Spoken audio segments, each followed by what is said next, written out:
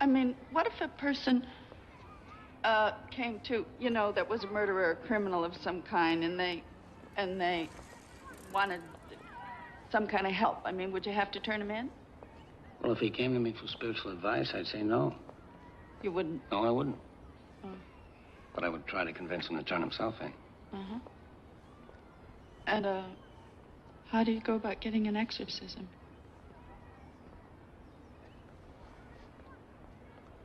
I beg your pardon?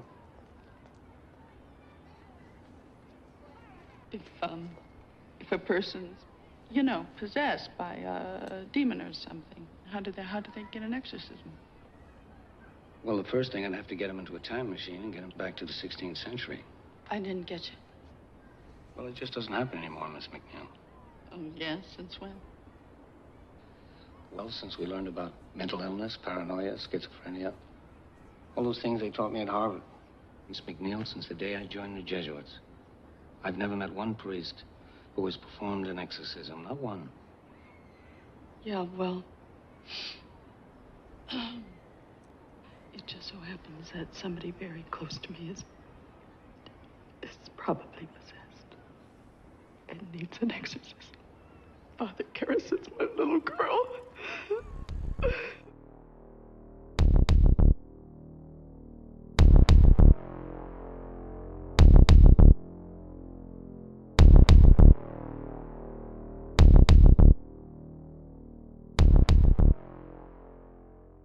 Yeah, man, that mummy the video itself is doing really well. It is. I noticed earlier. Yeah, I went to check it out.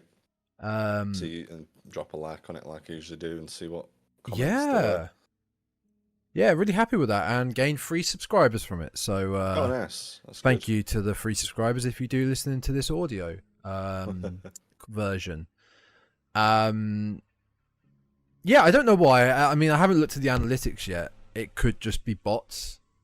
It could be a slumber party massacre situation. Could be, but then again, maybe people have just been waiting for some. Maybe they have OG mummy content to come along. Maybe they. We stepped up. I didn't see because we had the comment on that video from one at Bold. Did you know the Bride of the Mummy 3 Universal became Miss Folgers? Was there a character of Mr. Folgers that I'm completely forgetting here? No, I had to Google it because it didn't really make much sense to me when I read it. But it's a brand of coffee. Folgers coffee, which I'd never heard of. American. But, yeah, apparently they became the face of the character for the advertisements. Right. So yeah, that was interesting because I dropped in the little knowledge about Anthony Head doing the Nescafe Gold Blend commercials. So there seems to be a precedent and a link of horror or horror adjacent actors getting involved in coffee promo. So maybe there's some content there in the future. Which a list of top 10 horror actors you didn't know promoted coffee. I guarantee. No, I don't guarantee, but I bet there's not many videos like that on the internet. And if we want something niche, niche and obscure, then that's the way to go. That's the one. That's the one to note down. That's it. But that's cool. Nice to have a little comment. That's got 9 likes, 200, just under 250 views. Very happy with that. That was good. Especially as the fact we did it a week later and we didn't have much good to say about it. No. But hey ho. But yes, speaking of a week later, this is episode 53 of the Dreadcast. 53 of the Dreadcast. Welcome back. It's been 2 weeks for us from not recording, but it's been a week since the last release, being The Mummy, which we just mentioned. So yeah, if it's weird, isn't it, when we're off for like a week and then we come back to record, it feels like a month. It does feel like because it's it's a constant now for us to record every week, and then we miss a week, and it's like, who are you again? Well, like I said, you messaged me saying like, "Oh, doesn't it feel really weird that we're not recording?" And I was like, I was constantly going, "Shit, I'm supposed to be watching a film," or "Dad, what time is it? Am I late?" And I was like, "Yeah, I was like, got to get my homework done." I couldn't relax because I kept thinking, oh, I've forgotten the pod. Damn. Oh, it's Sunday night and I forgot to do my homework. Damn. But yes, welcome back to the Dreadcast, episode 53, and these are last two episodes this week and next week before a little hiatus before we come back in late September, where we've got a beautiful film and a film we've both never seen. Do you remember what we discussed? No, I've totally forgotten what it is. What did we say it was going to be? It's a Matthew McConaughey, Renee Zellweger special. Oh, yes. And Yes, then we'll do be going remember. into part 4 of the Monsters of Universal. We're getting in there. Invisible Man, yeah. But this will be the second Texas Chainsaw film we've done, because me and T did The Abomination, that was the Netflix one. Let's start rolling out that Texas Chainsaw chatter now. This is... Oh, no. Hang on. I know that's now our thing. We have a quota every episode to get the Texas Chainsaw chatter, but this is going to be a big one, I think, because it is a big one. It was a special day today in the video game world, and this beauty turned up. Texas Chainsaw Massacre video game for PS5, and I'm not only is it the game release, but it is Texas Chainsaw Day, isn't it? It is indeed. Texas Chainsaw Massacre Day. August 18th. We're not in Yes. April. Come on now. August 18th. Yeah, there's something about the artwork. I really think the artwork's fantastic. And I was saying this earlier when I opened it. I just really love this artwork. It'd be a really good poster. And then I didn't realise. Oh, you get a poster? I get a little poster, so that's going to go Look at up. that. That's Getting gonna go up. stuff in game boxes, that doesn't happen very often these days. No, but it means, it's not the only Texas Chainsaw stuff that I have. What about the NECA figure that, of Leatherface, the NECA figure? Or what about the VHS, which I showed you before? Or what about the special edition DVD? Nice. Or I don't have. Or what about the remake DVD? Or what about the Blu-ray copy with the reversible sleeve? We're getting it all now. It's Texas the Chainsaw Massacre Day. The 4K copy of the...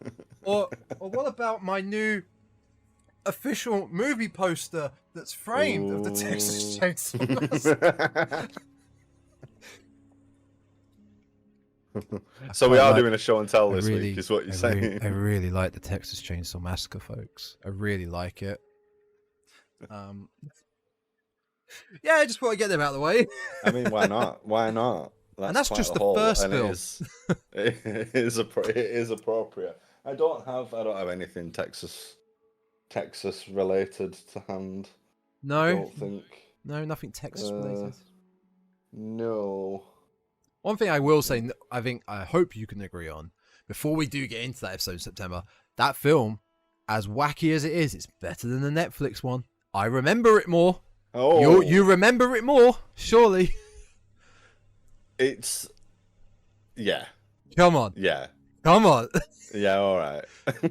Come on, play... B-game. Come on. But the Netflix one was fucking rubbish. Trash. Absolute trash. It's garbage. Yeah, it was garbage. It's bland. Yeah, that's it. At least it's got some talking points. Speaking of talking points, I've got a little show and tell for you, and it is related to. I have more, but you go first. This week's episode. I recently got a copy of Legion. Oh. William Peter Blatty's sequel to his Exorcist novel, and this is the plot of Exorcist 3. Yes, I was about to say that's what it was about. It was going to be called Legion. That's really cool. I had no idea. I knew the name. I knew the book was called Legion. I didn't know he wrote the third one. There you go. Well, not wrote the third one. He wrote. He wrote. He wrote a sequel. I had no idea his... about that. Yeah, he wrote a sequel to his novel. No, I only found out the other day, and I was like, oh, probably should read it, because it wasn't that long ago that I read the novel of The Exorcist, which was very, very good. I enjoyed it immensely. And I was just, it cropped up on something the other day, and I thought, oh, I didn't know there'd been a sequel to that. I should have a look for it.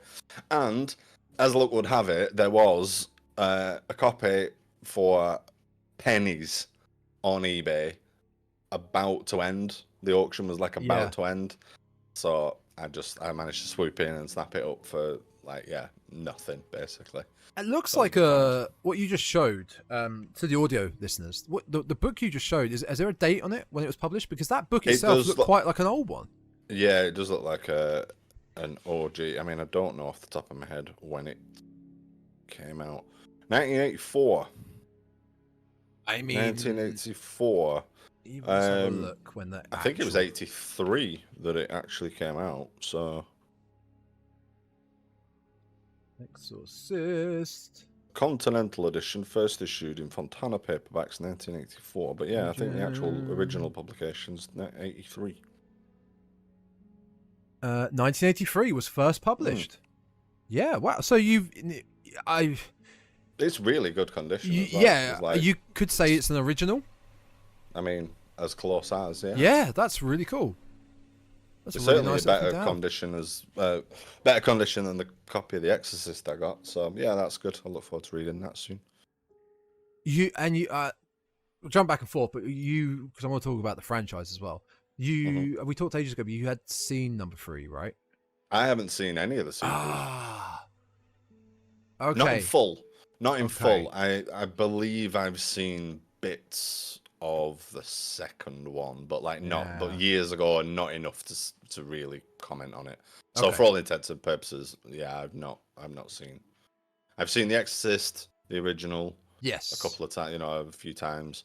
I've seen Repossessed, the spoof with Leslie Nielsen. Yeah. Leslie Nielsen, Linda Blair. Yeah. I've seen that a couple of times as well. Yeah. But yeah, none of the actual legit sequels. Okay.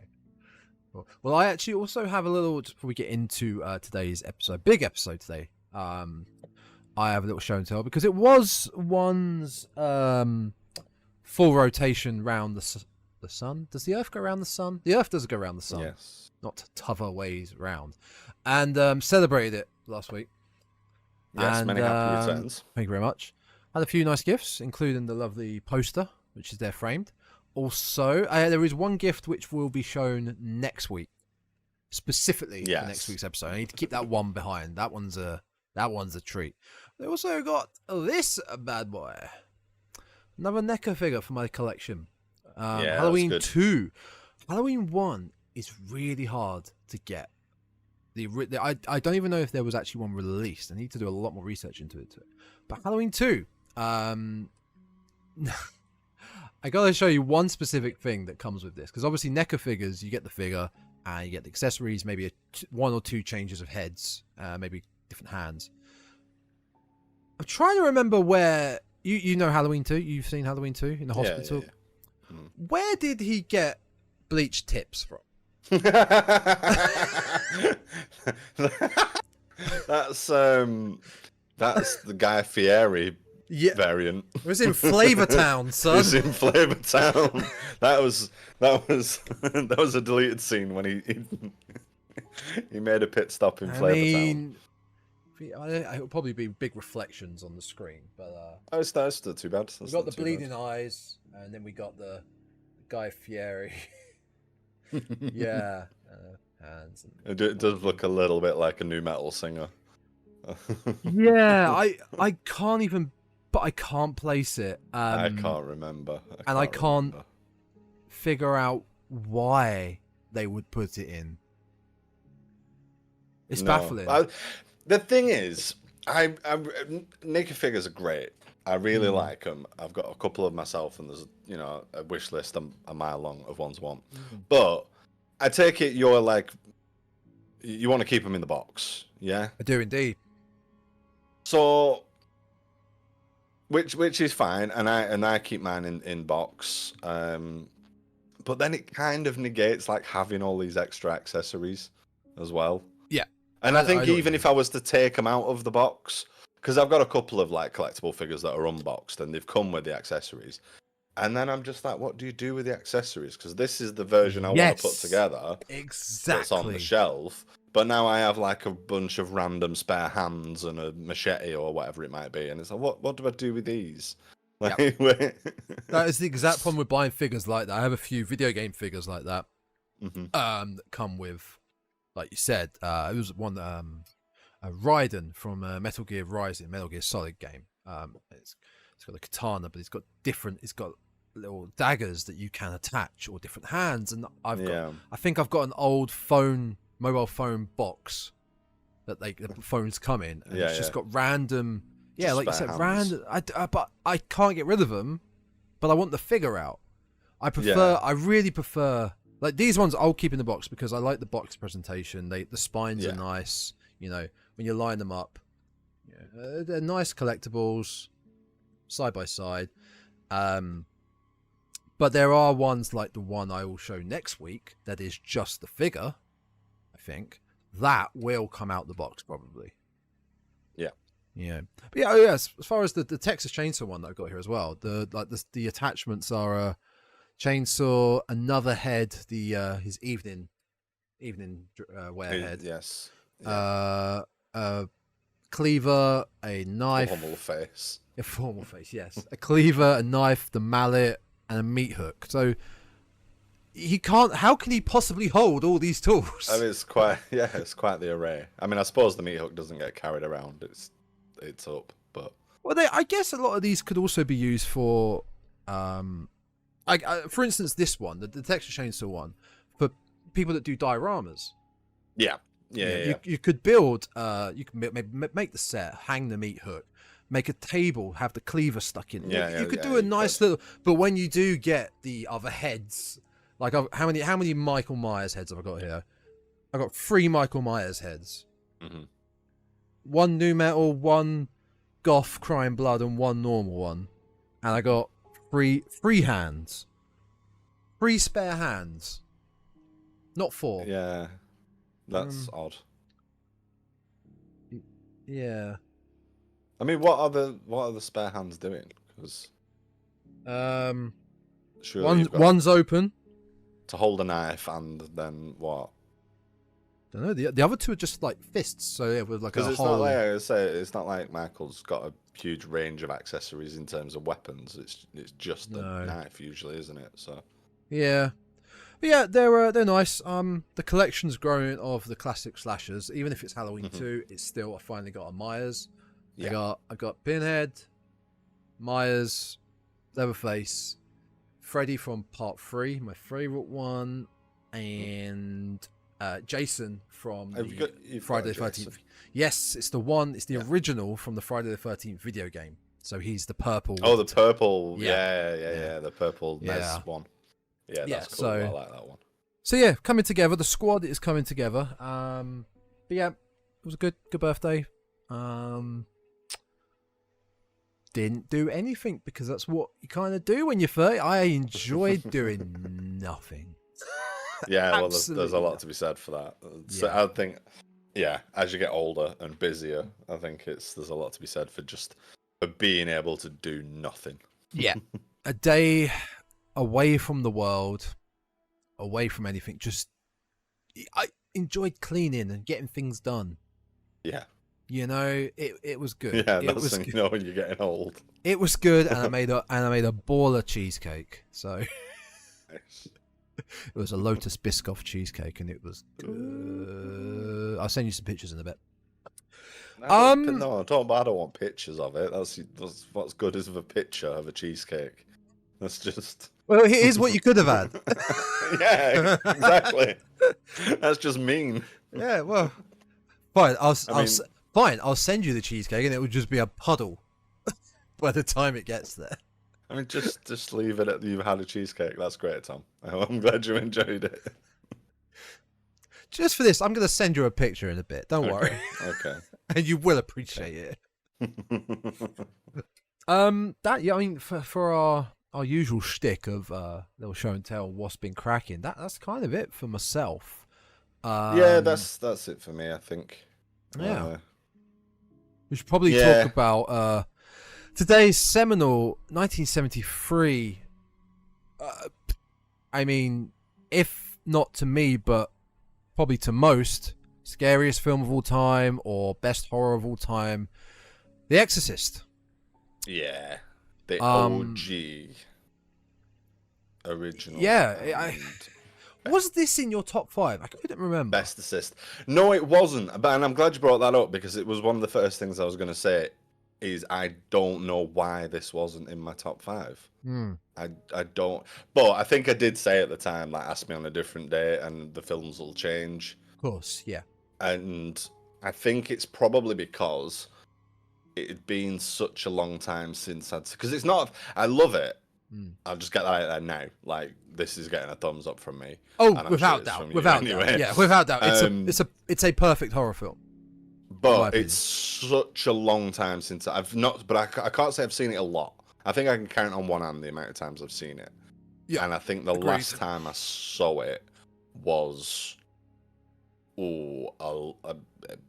easily over 10 years ago, if not longer. Like, it's a long time since I watched it. Yeah. So it probably, which is probably why at the time when it was like, oh, do you top 5, it didn't, like, it was considered, but I maybe thought, I've not seen it in such a long time.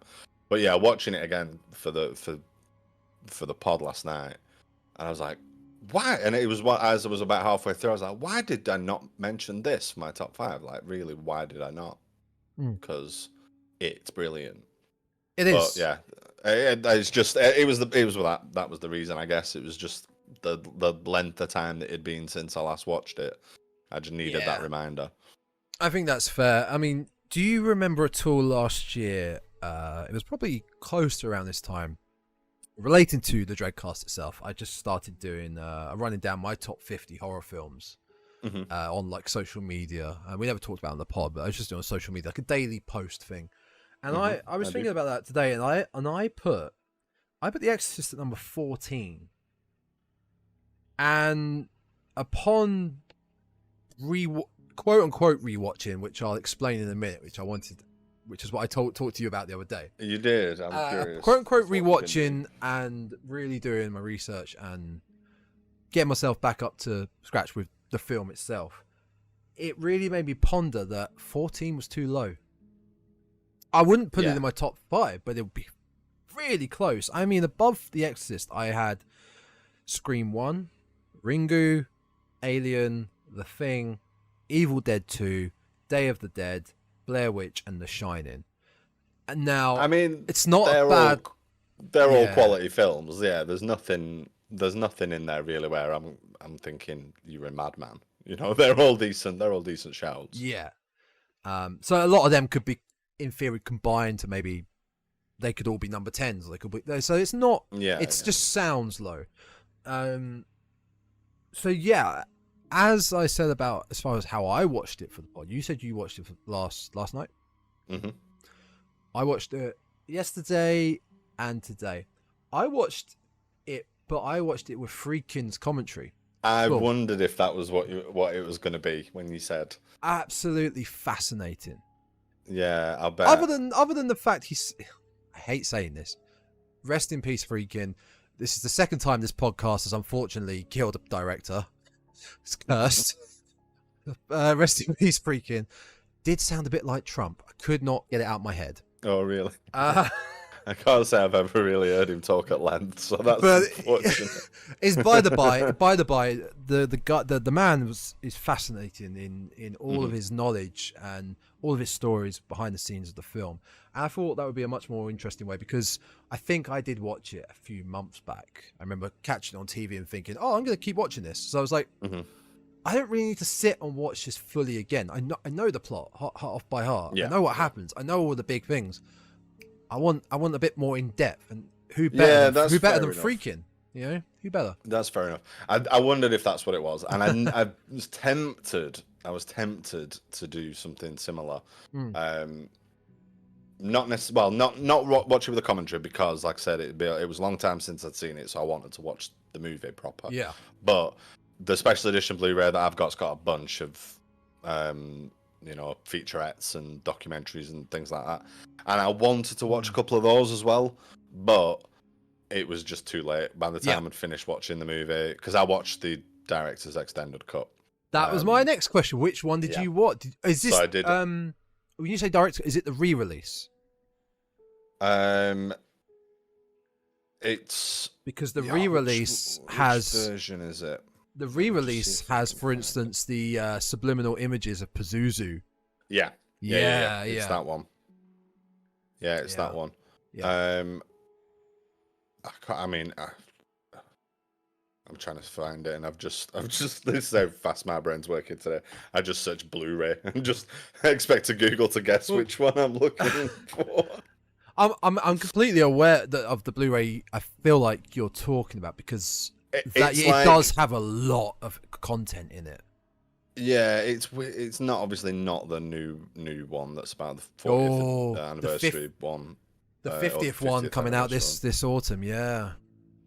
It's not that, and it's not the 40th. Is it the 40th? It might be the 40th actually. It might be a 40th, but I'm not recognizing that. I'll have to look and get back to you.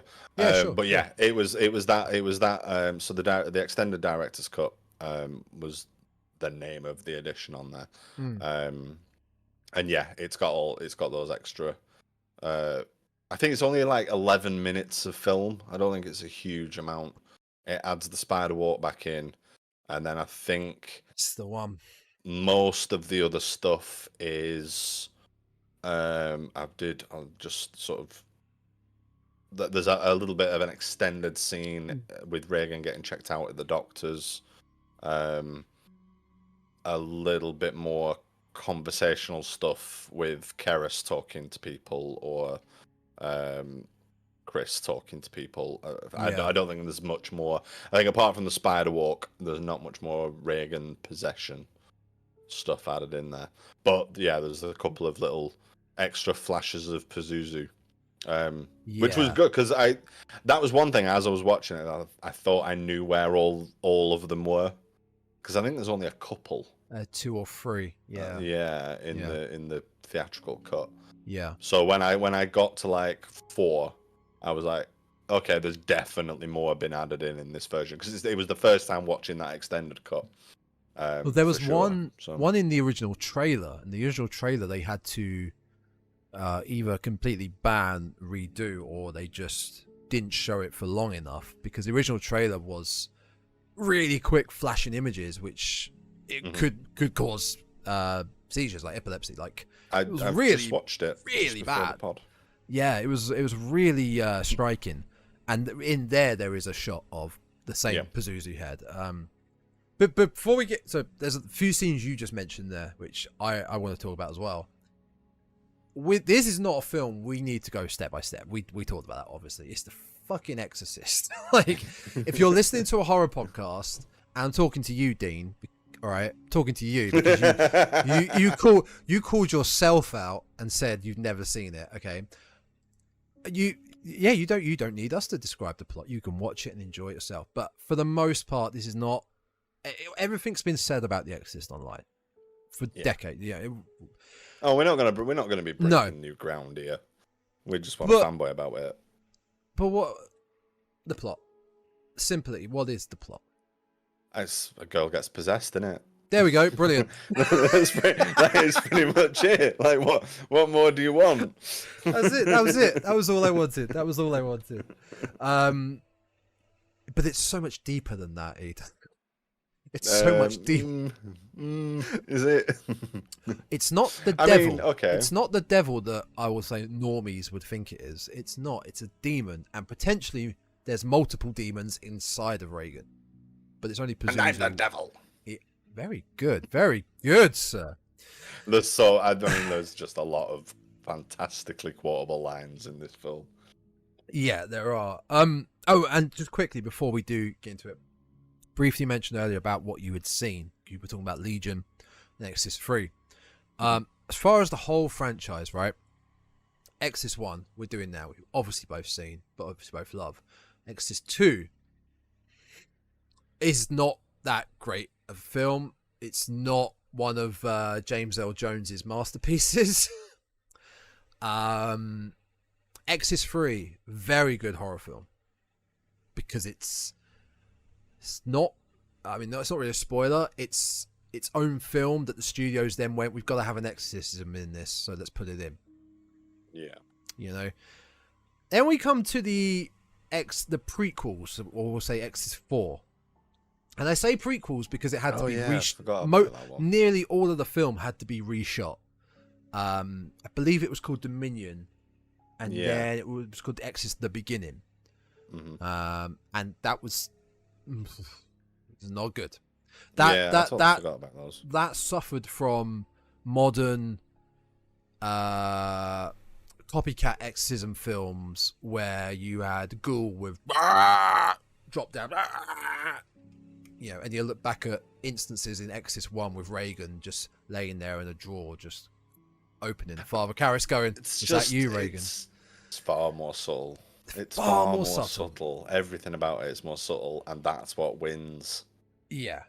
And did you say a while back you watched the show, the TV series? I did. I didn't finish it. Well, if it's for whatever reason, I didn't finish watching however much of it there is. Is there 2 seasons? I feel like it was only 1. I mean, it's completely cancelled now. Yeah, I was highly recommended it by a fair few people. I definitely enjoyed what I saw, but there is 2 series.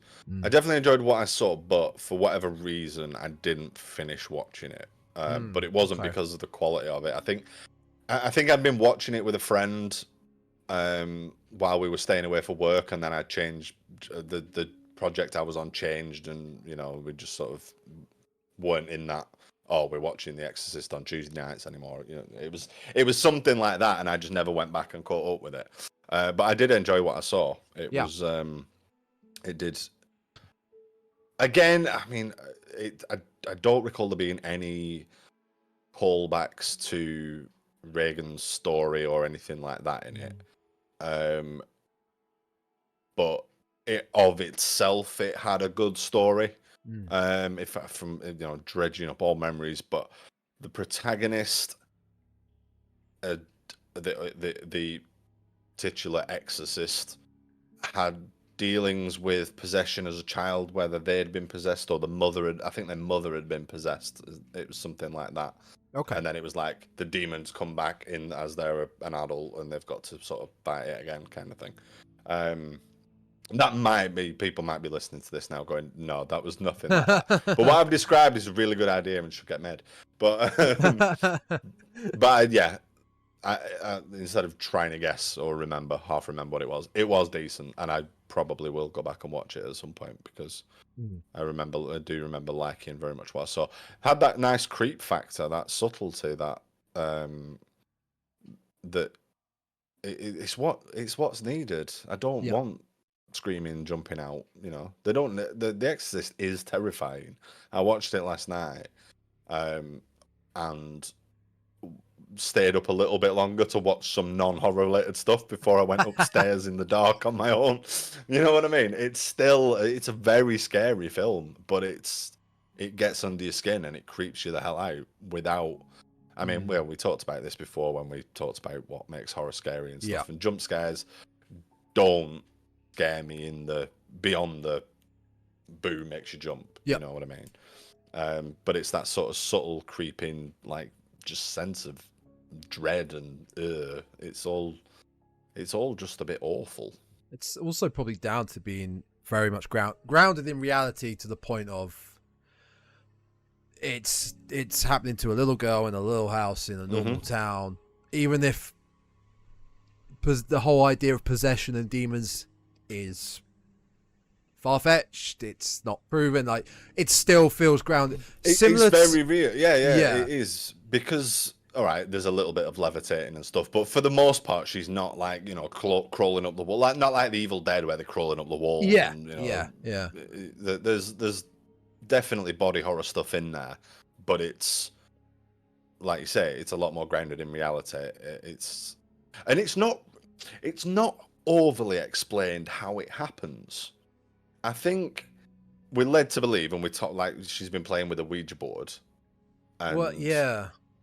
But it's not like there's any sort of big boom, now she's possessed moment. Like we don't, you know, it's not like well, Poltergeist, for example, where the ghosts shoot Yeah. out the TV screen. You know, we see anything like that. It's a very slow burn. It's very slow burn, and for quite I mean, that director's cut, it's like 2 hours 15 or 16 minutes or something like that, and it's like 50 minutes before the word exorcist or possession is even mentioned. They're too busy focusing on what's actually wrong with Regan before they're convinced it's medical. They are convinced it's medical Yeah. And it's the mother, it's Chris, that sort of starts to question that there might be something more to it before anybody else does. And there isn't a huge amount of like overly supernatural stuff that happens. I think it's the flipping out and the bed rocking is like the first overly supernatural moment. Yeah. Well, arguably it's the candle, I think, flaring in the when she goes into the attic. The one jump scare, really. That is the one, and it's not done by sound. It's in theory performed by an inanimate object, an item. It's not done by the score or the audio. It's the candle she's holding. It's the flame just bursts out in front of her, but it's just by the candle. It's not part of the score that is going to scare the audience for the sake of scaring the audience. The thing, with it being grounded in reality, I saw a great comment. I can't remember where I saw it, but saying how it is that, but there's one point in the film that kind of, you take away the possession. That's what it's goofy, it's silly, it's possession, it's not real. We don't know yet. When her head spins 360, her body, a human is being possessed, but this human is still alive. Blood is still pumping through. If the neck was to twist all the way around, you break the neck.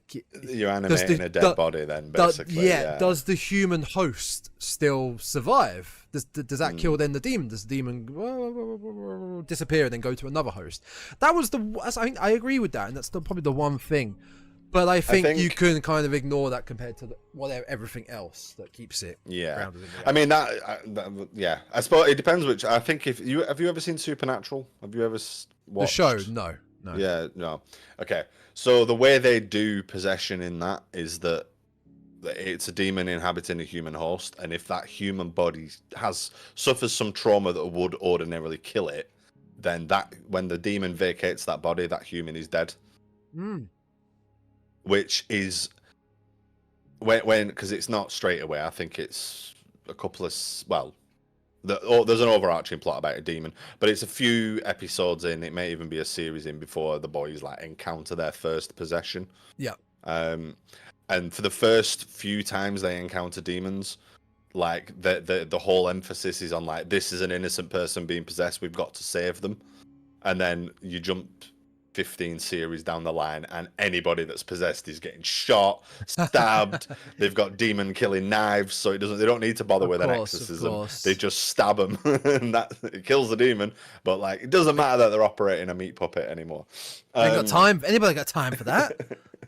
But just to go back to that point, that in that lore, then they're anything that human suffer, any trauma that human suffers while they're being possessed, like they do suffer the effects of it, but the demon has the power to animate a corpse essentially, so that body could be dead.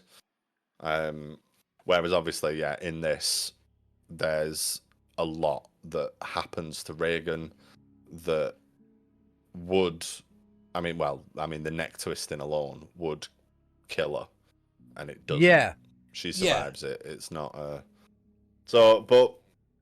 It's a very minor thing. It's really a minor thing. Yeah, it does. It's a very nitpicky thing. It is a little bit. I mean, it's a fair point. But I mean, thinking about some of the other like trauma that she goes through, because I mean, there's a lot that's not explained. Like where all the by the end of the film, she's got like deep scars and gashes in her face and cuts and all over, and then they just kind of clear up. Well, Mr. Friedkin did explain the background of the scars. Okay. which again, there were so many fascinating points that he was saying. And he was saying that how, obviously, Dick Smith was the special effects artist on this. Well, the legendary Dick Smith, who I don't think gets as much recognition as most people would give, like, say, Tom Savini. Tom Savini is the popular, legendary special effects artist. But Dick Smith really is a legendary special effects artist. And he came up with a few different, iterations of what Regan's going to look like possessed. And they all look too, shall we say, monstrous, too demonic. I mean, yeah, there's a demon there, but too demonic, what you might think as a demon. Like, let's say Ash from Evil Dead, where his face is all, demon like.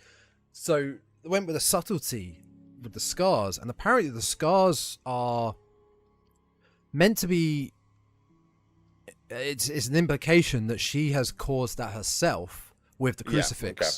She scarred herself with the crucifix, and over time the scars have, was gangrene, they've get infected, which has infected the skin. Everything's starting to rot, like get just really disgusting in her face. But then, like you said, it must be a case of once demon's gone, some magical there's an element of magic in there, just restores everything back to. But I always loved that he didn't just pawn it off to say, yeah, there's a demon in there, so the demon did it. Her face just started to crack, and it's like, no, there was a reason. She was possessed. She was doing this mad sadistic shit with the crucifix, which the crucifix itself, I believe, is noted to be planted in there. It wasn't originally in her room, I think. No. There's definitely a scene, isn't there, where Chris finds it under the pillow. She notices it under the pillow, and she asks the housekeeper, and the housekeeper, and it's her assistant Sharon. It's the young lady that's knocking about the house, because there's the elderly couple that, like, the married German couple, that the maid and the butler, and then there's a younger lady, I think she's called Sharon, and she's like a PA, I think is her role. She confronts her about it. Now in the book they have an actual argument, and I think it is Sharon that's done it, and they have like quite a big argument about like her sort of pushing her religion like on Regan or something like that. I forget exactly what it is, but yeah, in this it kind of just sort of goes away. It's like, who put this crucifix in there? Nobody owns up to it, and that's sort of the end of. And then, I mean, she leaves it in there, or she put it back in there, presumably. Because obviously that makes an appearance again later on. It does indeed. I mean, it's going back to sort of the look of Regan possessed and stuff. It's a good progression. We do get a good progression of her, from being this perfectly normal, happy child, and then there's a scene where she's getting, or one of the scenes where she's in the doctor's, and she's looking really gaunt, really grey skinned. And then we get the sort of like a little bit of the lips cracking, and I don't think it's made a big enough. It's kind of a throwaway line or a throwaway moment that she's not eating or drinking, so she's on a drip. In the book, it's a little bit more explicit, but I think it's easy to miss in the film that she's essentially dying. She's starving to death, and it's a huge thing in the book that she's refusing to eat, and she's on a drip, and they're keeping her alive in a very real sense, because the demon is essentially just letting her waste away to nothing, to die. So I think that does explain where some of the lip cracking and stuff comes from, is because she's not actually physically taking in any fluid while she's that stuff really goes well with the subtle makeup, rather than doing her face up like if she was transforming into a demon, rather than be possessed. The subtlety of that, like lips and cracked scar, is so much more impactful than if she was transforming into a demon.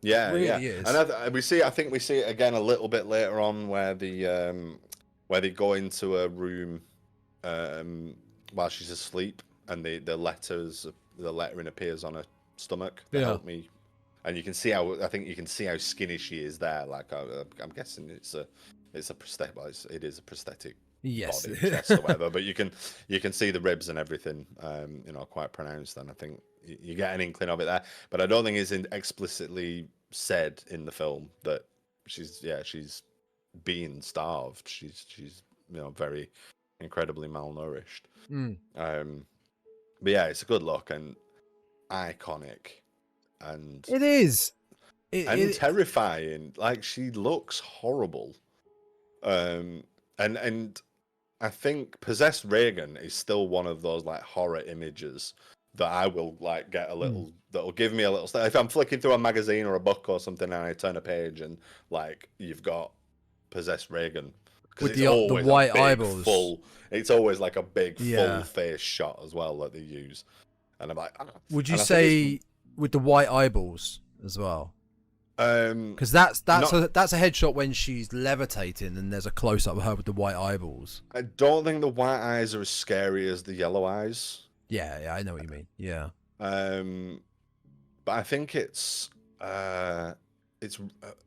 maybe not now, but there's an old episode of MTV Cribs with Rob Zombie, and he's got a Regan, like full size Possessed Regan dummy that stands in the bathroom facing like his downstairs toilet. You just know he gets Sherry Moon to dress up in that every now and then, doesn't he?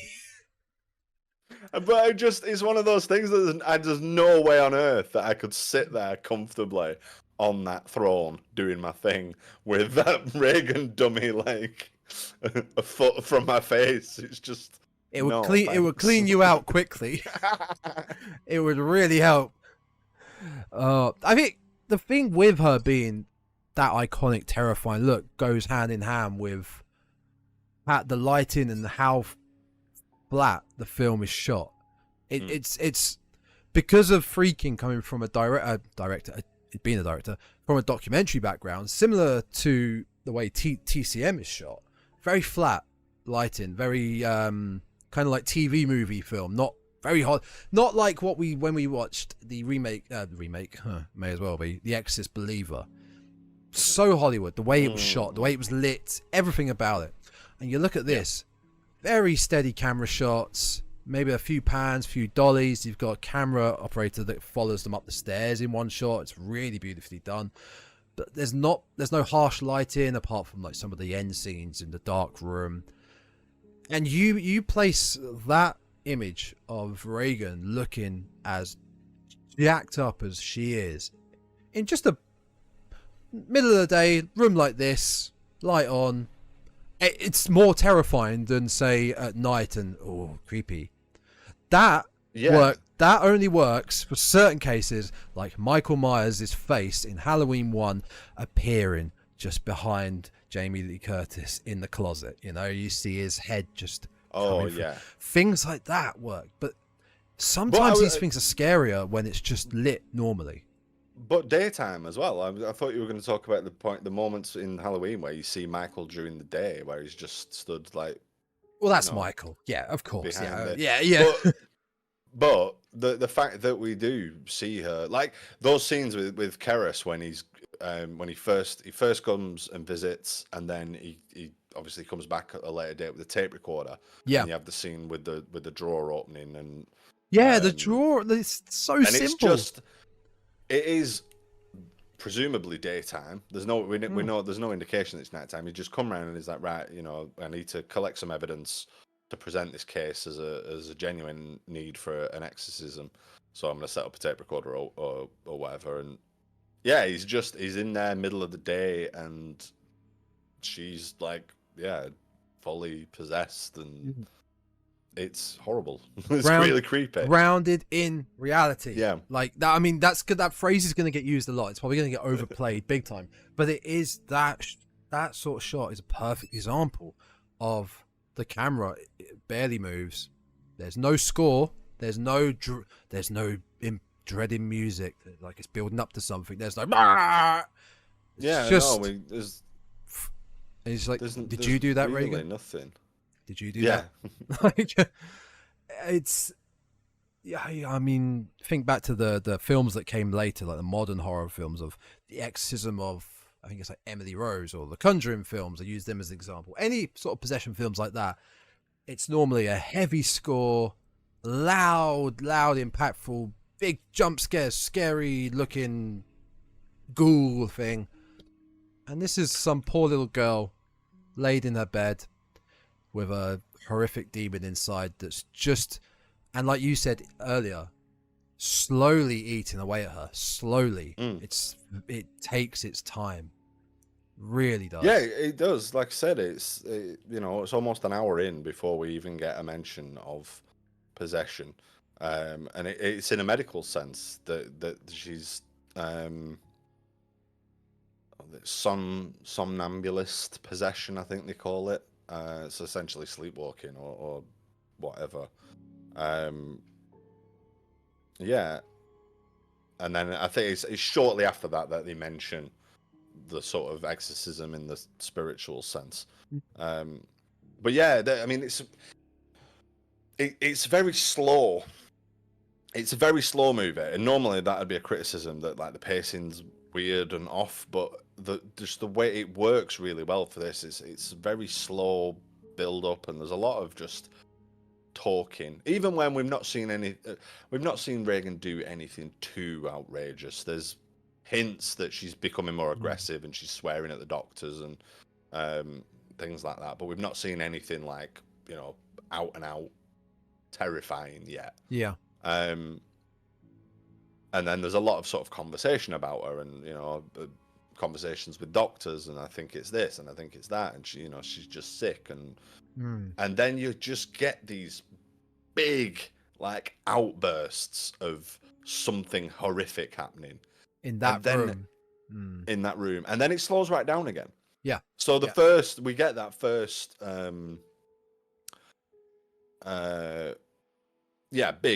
think the first big outburst is where it's the head rotation. You hear the screaming. It's just after they find the crucifix and she's confronting everybody around it about it. And is it Sergeant, the policeman, Kinderman? Is he Kinderman? Yeah. He's come to call, and there's a scream from upstairs, and they go in, and we've got stuff flying, the windows flapping, there's stuff flying around the room, and that's when we get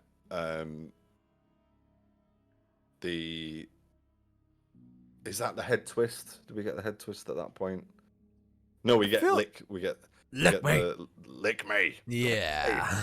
Yeah. And the Burke, the line from Burke as well. You know what she did? Your ding daughter. Yeah. Yeah. And then we get that, and there's a furniture flying around, and that's a definite big like, wow, this is not medical. This is like something definitely more than that. And then it goes really quiet again. It's really cool that you've said this, like you say like, oh yeah, oh this happens, and it goes really quiet.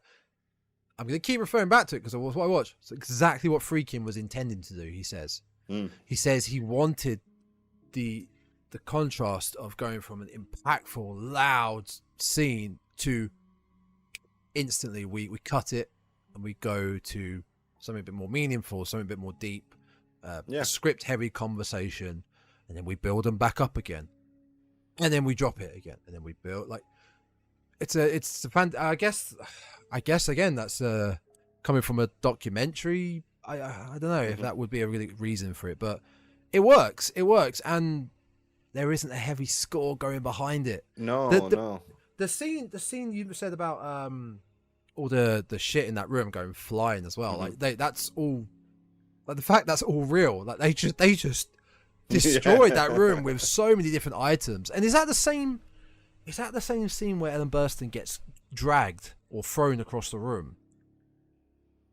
Like she gets launched, and she gets smacked, doesn't she? On the behind the scenes, the SFX guy was told by Friedkin to let her have it, and he was like, well, I did, and I just yanked her across the room. Yeah, and there's a lot of stories about the filming of this. It's like it was a rough ride, I mean, Linda Blair was nearly Freaking's paralyzed. crazy. Yeah. Freaking's crazy. Like, he used to have guns on sets and stuff. Like, he was a crazy guy. Yeah. Yeah. What was I going to say? So we got.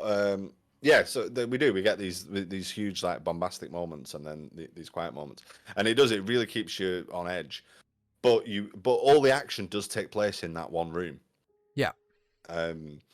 It's not like The Omen, for example, although it kind of feels a little bit like The Omen. Maybe it's just the subject matter.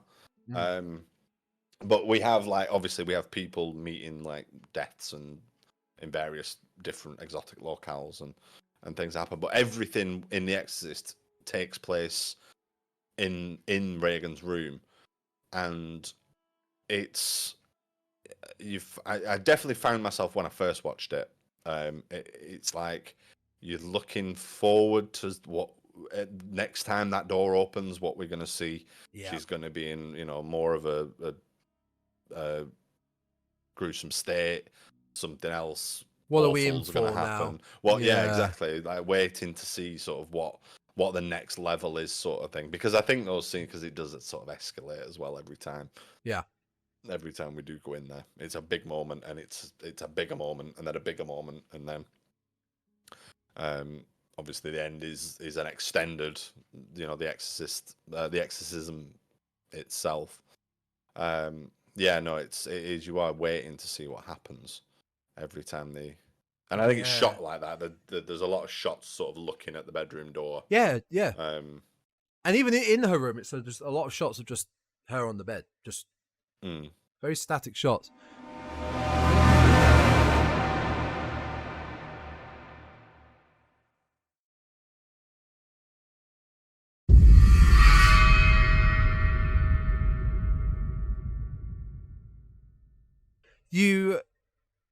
Oh no, where it's gone? It's flying away. That was it. You were saying about obviously how we go to the big climactic bedroom scenes and then we bring it back down again, and a lot of those more tame scenes with Ellen Burstyn trying to consult doctors, Father Karras, and God knows who about just help me, help my daughter, helps find out what's going on, and no one can throughout the whole film. Very it reminded me a lot of the sort of trauma you get in Babadook, whereas it's got the evil entity, but really it's the shit the mum is going through. You can think about it in this with Ellen Burstyn's character. Is Ellen Burstyn's Claire? Is it Claire? Chris. I don't know why I kept thinking Claire. Chris. What Christine think about it like, yeah, Regan's going through some shit, but also thinking about it what Chris McNeil was going through as herself. Oh yeah, it's just her. There's no dad around. There's no other kids. It's just her. It's gotta be just, and the fact that no one is giving her an answer. No one's giving her an answer, and she's just watching her daughter go through whatever the hell this is. I mean, the trauma itself is. I don't know if that's when you get older in age, like us old farts. You start to appreciate in a bad way that like, yeah, they're going through that trauma. I don't think I would have clocked that as a Tom Jr. No, I would have thought, oh, she's always crying, she's always nagging. Like... But no, that's it. I think when you watch it, yeah, I'd not considered that, but I think you're right. I think watching it, thinking back to when I watched it, because I first watched it, I was about 15-ish, 14. I was about 15. to say, when did you first see this? Yeah, I was going to ask you as well. Actually, a friend of mine lent it to me. He had a VHS copy, but it wasn't. It was like taped off TV. Oh, lovely! Got to skip through the adverts. So I don't recall there being adverts on it, but it was a VHS copy, but like a copied.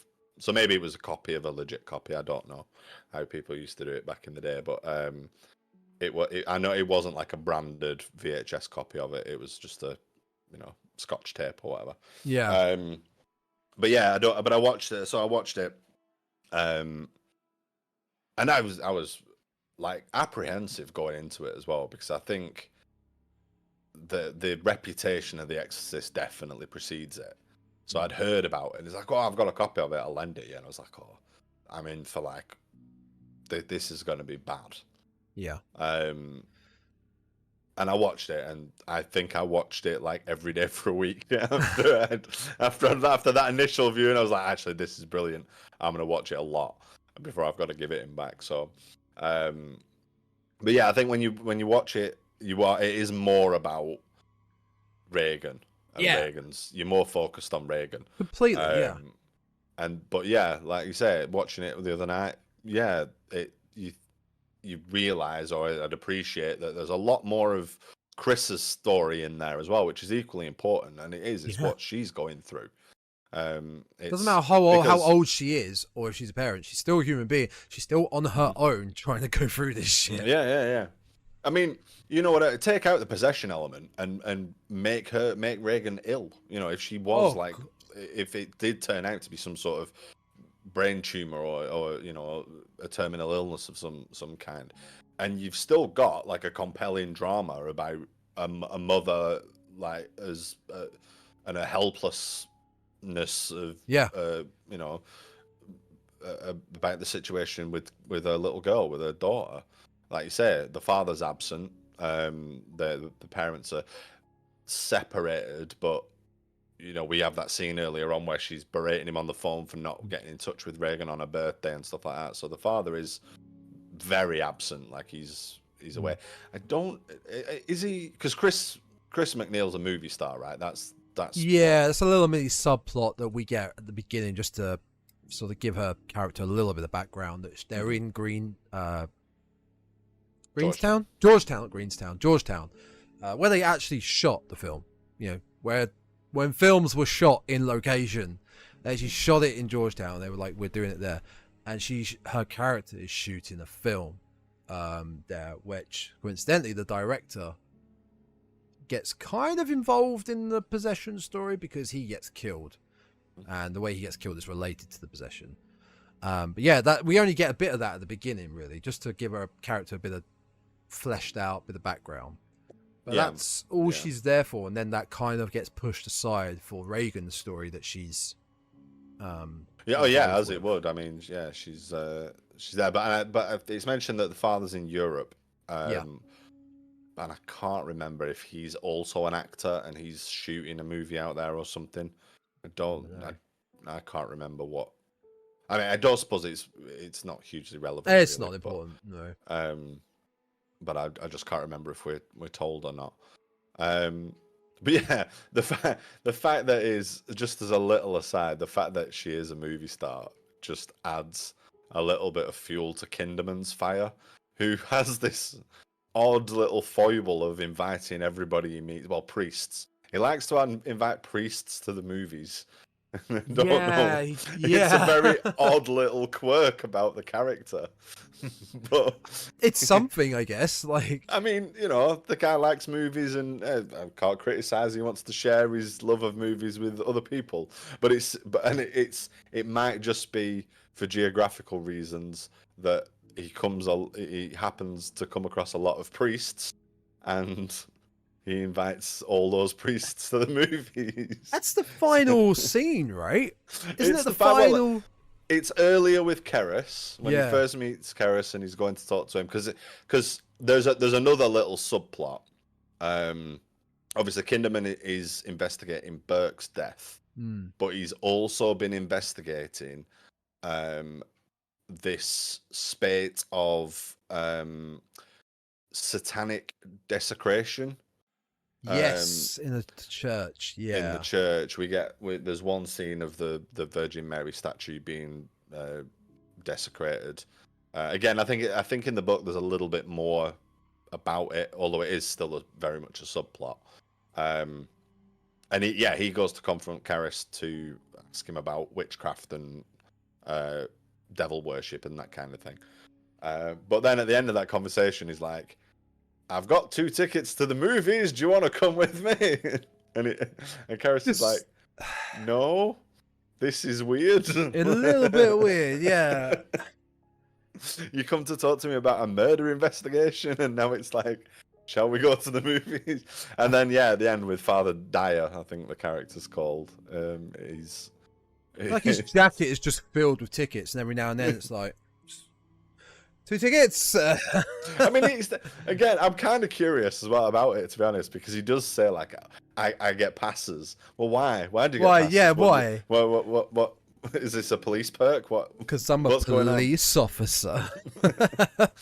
But he's adamant about making friends with priests by taking them to the movies, and if they decline the movies, it's lunch. Because I think that's what he says to Dyer. He's like, "Oh well, have you eaten lunch then?" He's like, "You will spend time. Something. Yeah, we're gonna do something, no matter what. Even if I have to follow you around, we're going to spend time together." And then he does have that cheesy little "oh shucks" moment when he goes to interview Chris about Burke's death and asks for an autograph for his daughter, and then goes, "It's for me. It's for me." I never really considered that. He has not character development, but he has a lot of character to his character. It's an odd little, it's a very strange little character, and it's in the book. That's another thing to say about the if you've not read the book of The Exorcist, the film is an incredibly close adaptation, and I believe that Blatty was the screenwriter of the movie. He was, and Friedkin did change a few bits, but it's I think for the most part it's certainly not Stephen King, Stanley Kubrick situation with The Shining. No, sure. It's very. I mean, there's even like things that don't really go anywhere and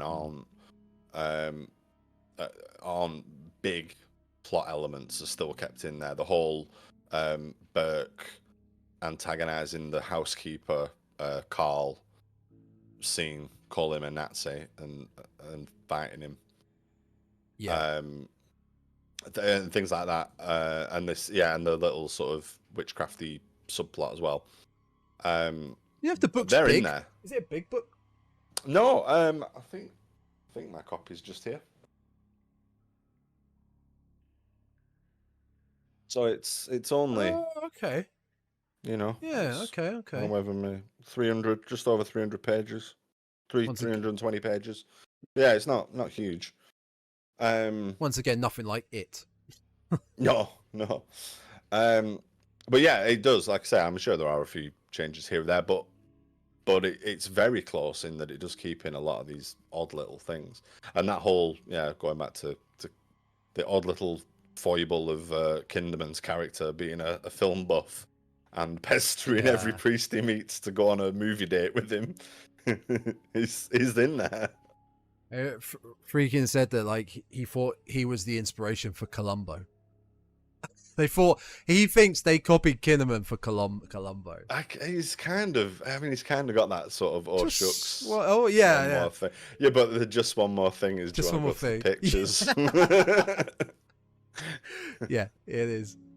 This is definitely the episode of but remember it's so grounded in reality, like I said.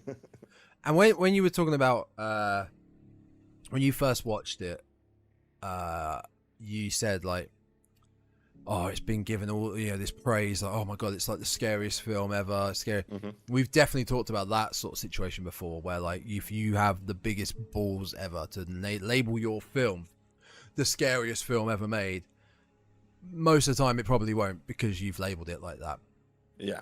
And that then gives the audience, oh my god, we're going to see some shit. But then I think for the most part, the audience, when they read the tagline that says the scariest film ever made, I feel like they're expecting more gore and jump scares than say what The Exorcist is, where it's so much more of a slow burner. There's a lot of trauma. There's a lot of this poor girl, demonic sides.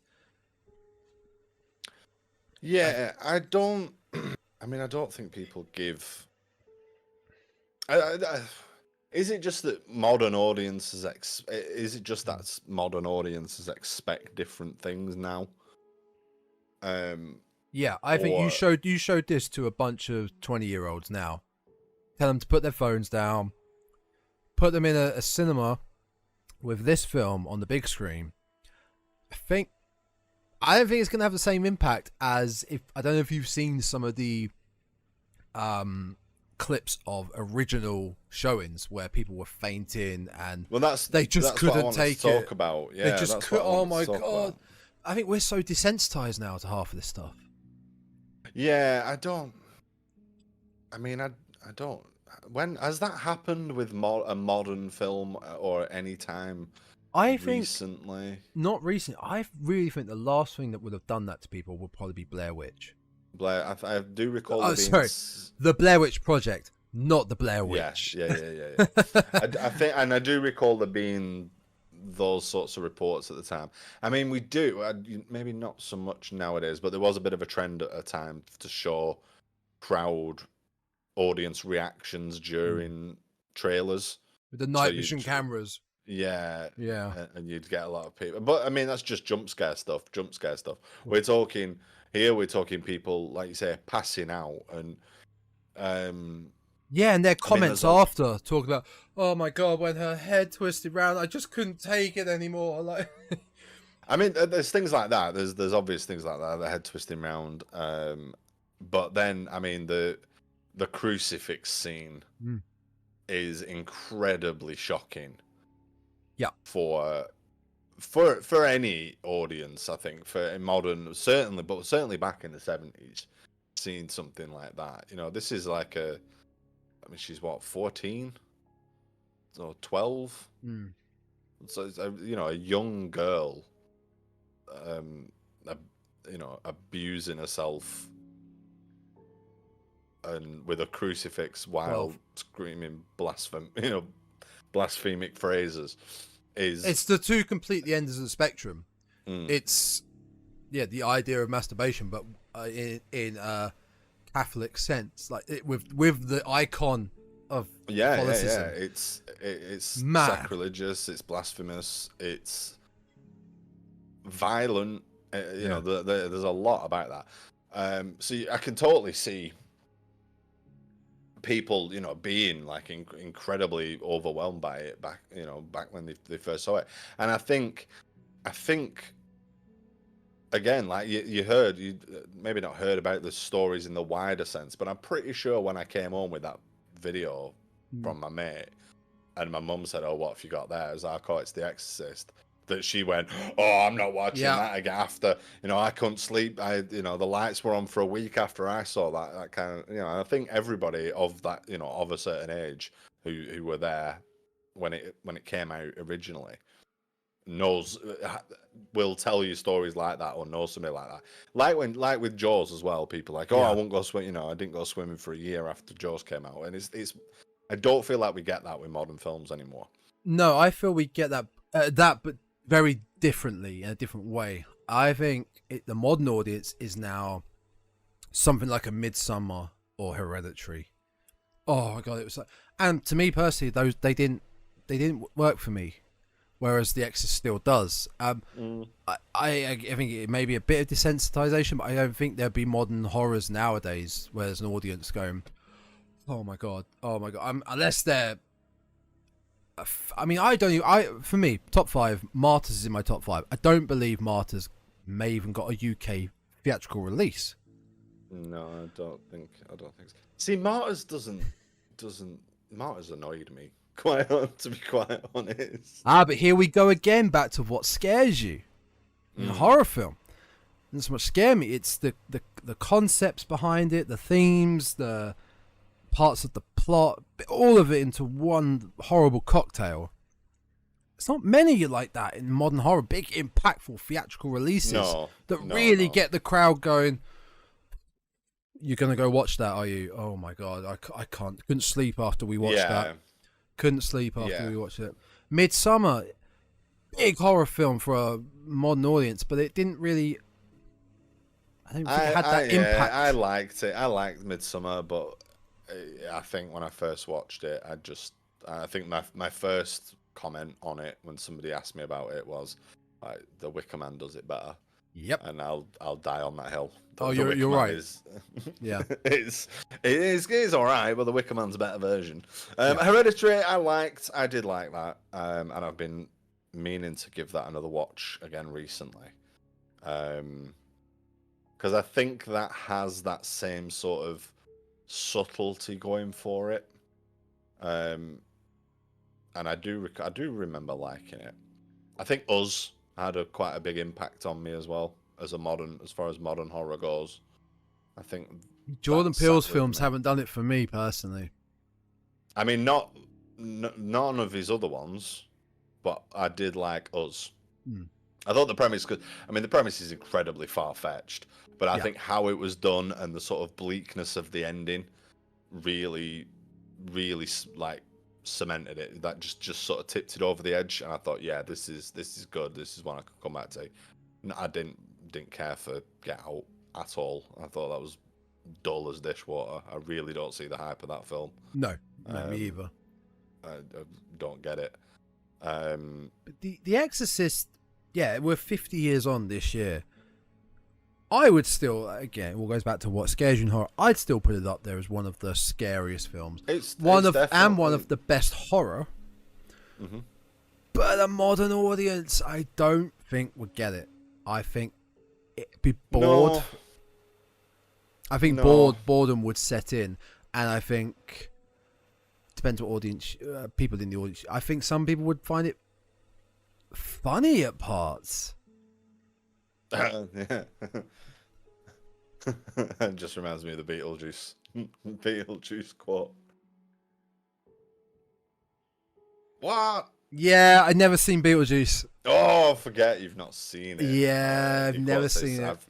I've seen The Exorcist 57 times, and it keeps getting funnier every single time I see it. Yeah, but they probably watched Repossessed as well. That's what I like. When I try to watch Scream, half the time I just think of Scary Movie quotes. Yeah. It's a few things like that. But what we said about, I guess, cultural impact and the impact The Exorcist had, I think the Blair Witch Project was probably the last one. Maybe Paranormal Activity, but then what it spawned, which Blair Witch Project didn't really spawn, it was Paranormal Activity that spawned all the copycats, all the sequels. It really let itself down. Yeah. It really let itself down, and it's that I don't know whether there's a term for it, but there's like it's diminished the impact of the original. Yeah, completely. You know, it's tarnished the legacy of the original by just flogging a dead horse. I think in the very truest sense of the word, he just kept going with it. Like I like the first couple. I think the first three maybe, at a push. But yeah, they just kept going with it, and then made it into something bigger and bigger and bigger, and it was nah. And The Exorcist had some, obviously, parodies and not copycats. It was used as references in a lot of skits, like Saturday Night Live skits, and then eventually, like Scary Movie 2 down the line, the intro to that.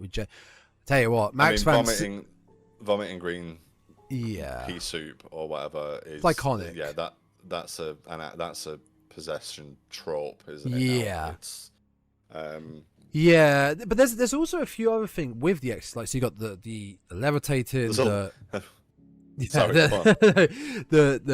puking green, the head twist, and then the spider walk, which you mentioned right at the beginning, which is only in the re-release. It wasn't in the original. Yeah. But it's a very Mandela effect thing. And there's not just this. There's another Mandela effect thing, I feel like, in this film, where people... I feel like that's up there of all the instances of what happens to Regan, all the different situations. I feel like the puking green vomit and the spider walk are what people may think of. There was even like I feel like there was a figure made of Regan, like... Yeah, and it wasn't in the theatrical release, but I think you're right. A lot of people mention it, like, the spider walk, and it's like, yeah, if you've only seen the theatrical release, you haven't. It's in the trailer. It's in the trailer though. Of the original. The original trailer. I've just remembered because I watched it. Was it really? Recording. So the spider walk is in the trailer for the movie, but wasn't included in the theatrical cut. Yeah, but it is in the trailer. If that, because I'm assuming that what I searched for was original Exorcist trailer, and I think it's in the trailer. Well, it is in the trailer that I've just watched. So that might be where it comes from. But it wasn't in the actual cut of the film. But people think about it. People seem to know it. Yeah. The other one that I didn't come up with, I thought was a very Mandela effect, would be down to the score. The everyone knows Tubular Bells, right? Tubular Bells, and it's barely in it. It is played once in a scene where Chris is just walking down the road. Just walking home. Before anything's happened. Before absolutely anything's happened. It is played once. Yeah. It's not played at the beginning, in the opening, credits, or the final credit. And that, as soon as you play that... Is it not in the final credits? I thought it just come Is it in the credit? I thought maybe it did. I think it does come in right at the end again. We'll have a look, see. But either way, it's not... It's not as all-pervasive as you might think it is. No. Yeah. No, it's not. But I did make a note of it because it still is creepy as hell, even though it's used, as you say, in a scene where nothing's going on. Well, that part of it, because as a piece of music, it really changes as it goes on. Sure. But that part of it, it does give you chills. It's got that same impact as the piece that's used in The Omen. I always forget what it's called. Something Banana. Bananarama? I do not remember that. Carmina Burana, or Fortuna from Carmina Burana, is the big. Oh, of course. Yeah. It's it's as iconic as that, but like you say, it's not. It's barely in it. Just a couple of things I'm going to say. Talking about the pea soup, the devil vomit, could have been a lot worse because there's a lot more diarrhea in the book. No, I didn't know that. There's several references to Regan loudly defecating herself at various points. So we were spared that. And also, this film opens with archaeology again, which I just had to get in there. I think we should talk. We haven't said a word about the opening scenes in with Father Karen, Max von Sydow in Iraq, in Mosul, in Iraq. They shot that in Iraq, and that was a real dig happening. We haven't talked about this at all, so we need to. We need to delve into this. Because it's kind of irrelevant, isn't it? It is. It is until the third act. Yeah, but it gives us. The whole thing about Merrin's character, Max von Sydow, who's looked the same age forever. But the makeup is incredible. He looks like James Woods. At the end.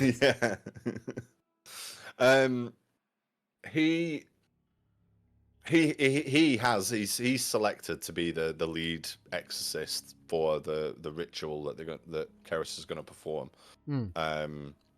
Because he has prior experience of it, but none of the introduction or what we've seen about Merrin has got anything to do with exorcism or possession.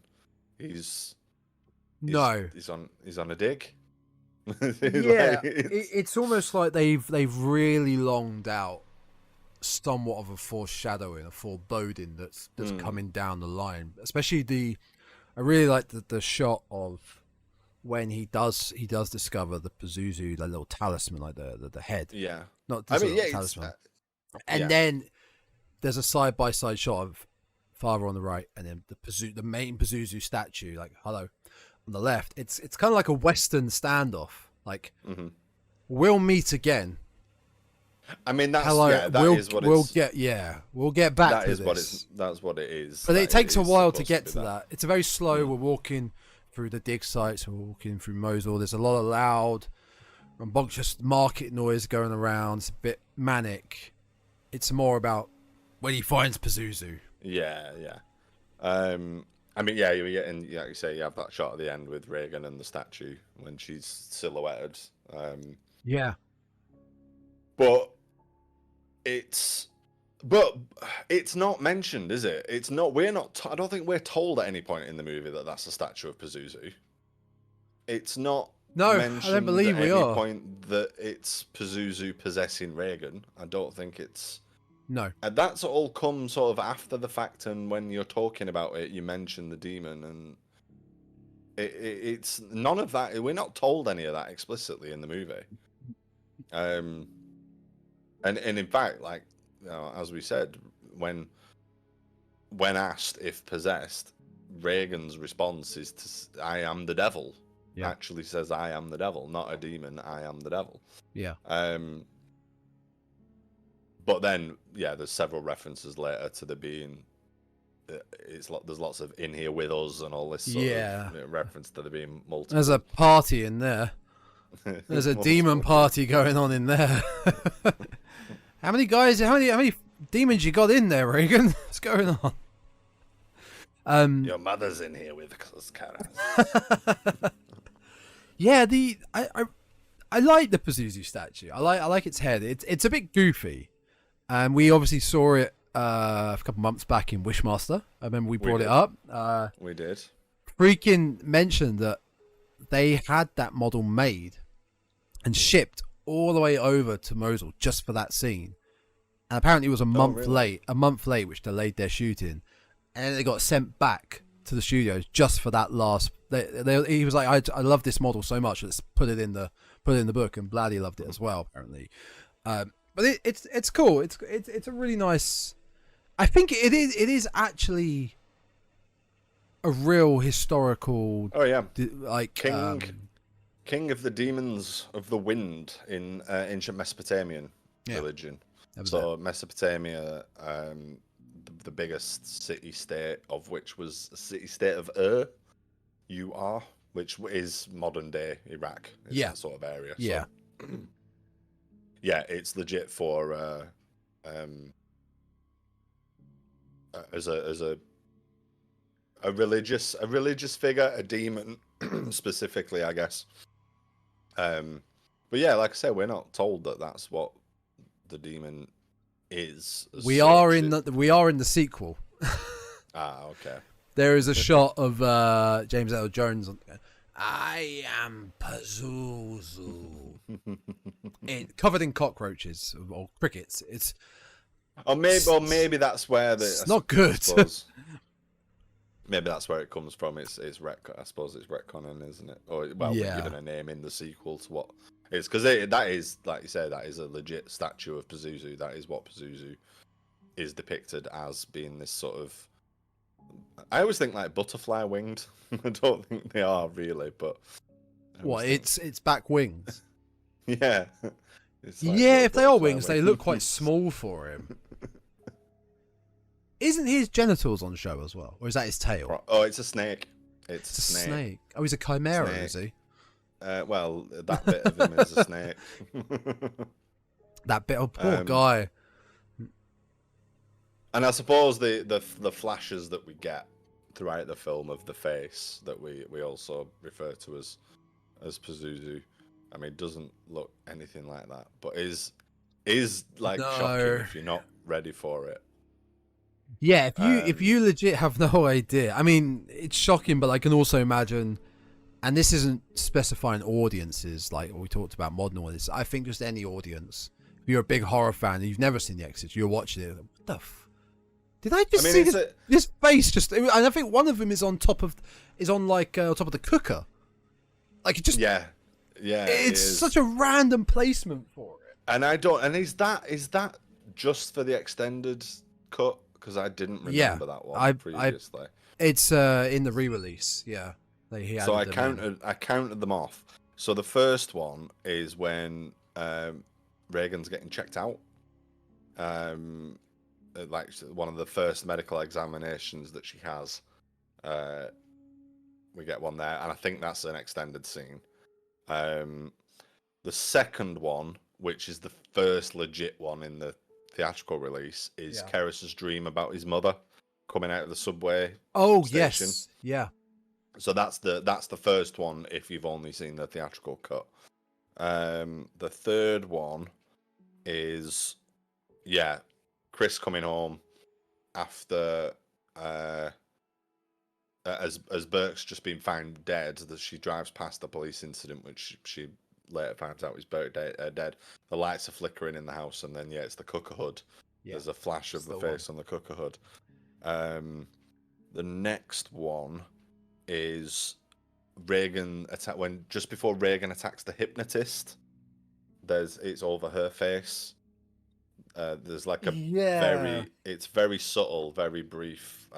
It's one of the few opticals they do, because obviously it's all practical effects, and I really feel I wish they hadn't done that. Fine with the goofy little shots of actual Pazuzu here and there, but over her face, I don't know about that, because of the fact that her face has become like that for the most part because of herself, her body actions, and then suddenly why would Pazuzu, the demon, suddenly hello and pop out and come back? There is one more, and it's during the Exorcist scene at the end. It's just after your mother enjoys chicken in hell. Yeah. Line. Very good cover up. Yeah. Like it. And then she called faithless Keris, you faithless swine.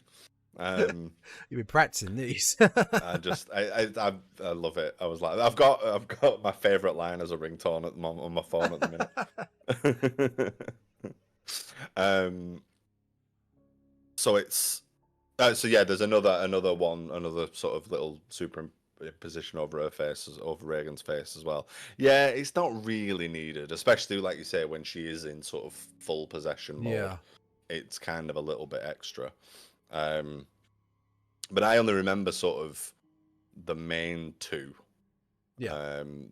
Not obviously I think the rest of them are for the extended versions. But yeah, if you're not expecting it, it is a pretty good jump scare. I watched the first half of it with my girlfriend, and she wasn't really paying attention. She was kind of in and out, getting ready for bed, drying her hair and stuff. And just as that first big one in the dream sequence flashed up, she happened to glance at the TV just as it popped. Perfect timing. Absolutely perfect timing.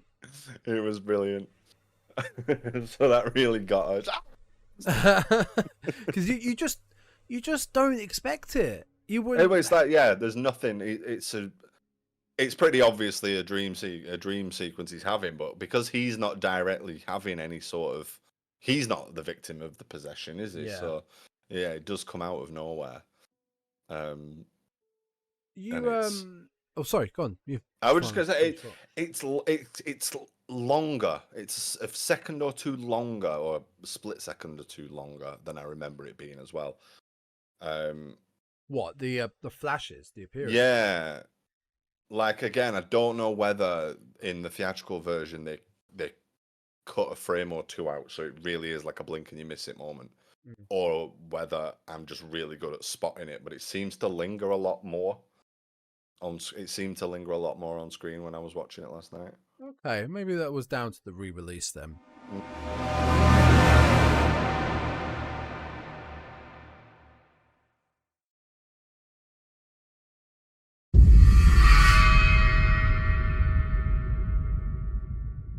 You mentioned during that about Regan being in the hospital, and I think I wrote quite a bit down. That's quite a good talking point. That it's pretty creepy, being possessed, what happens to her, but my God, the tests they do on her in the hospital, a lot of that really feels like you're watching a documentary. Oh yeah, it's horrible. I don't know what it is. The needle. And yeah. There's that really obvious blood spurt that comes shoots the length of the room. Horrible. It's all really horrible because it's again trauma of this young little girl and what she's going through, and she clearly doesn't understand. And there's that machine that I have no idea what the machine is, but it's a thumping sound, a constant. Oh, it's an X-ray. Is that what an old X-ray? Is that what an old X-ray? Right. It's an okay. old X-ray. I had no idea, but I mean, the sound alone is just horrific. Loud, obnoxious, and the fact that everybody clears the room as well. Yeah, and then watches behind lead shields. Yeah. Yeah, she sounds goes like a pneumatic drill. She goes through so much. It's quite disturbing at times, like more so than some of the possession moments. Because you got to think, it's a 12-year-old girl. None of these people know what's wrong with her, but they're just doing tests. But these tests are just horrific. It's not just a little bit of, we'll just take a bit of blood from your arm. It's nothing like that. It's very extreme. It is, and I don't know. You get the impression that a lot of it. I mean, I guess she's fat. I mean, there is a scene where she's they're trying to give her an injection, and she is physically fighting it. Yeah. And obviously it's arguable whether that's just a little girl frightened and doesn't, or whether that's the demon like trying to prevent anything, like prevent her from being cured, I guess. Because it was something that I was thinking about later on, and it might just be my interpretation of it, but although we have that scene where Regan says it's a beautiful day for an exorcism, and Kara says, is that what you want? And she's like, well, it would bring us closer together, Kara. So whatever the line is. But arguably, she's...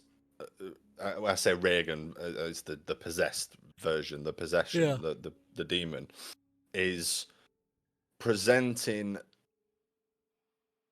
so as not to appear possessed, like not to fill the criteria.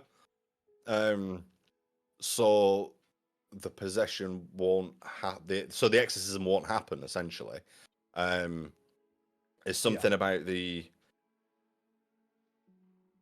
well, basically, because Kara says to Chris after the fact, like, "Oh, I've seen, if you've seen as many psychopaths as I have, like somebody saying I'm the devil to you is not shocking. It's not, like but it's sort of like the proof that demons lie kind of thing. It's like she is possessed, but is saying that she's essentially presenting that she's not, so she won't get exorcised. Yeah.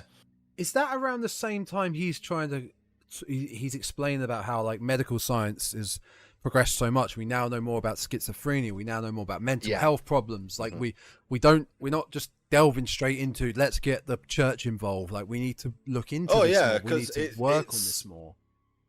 That's it. It's kind of, we need to have a more humane, logical explanation behind this. Yeah, and they do even sort of say that Keris, as a psychologist, a psychiatrist, should be present at the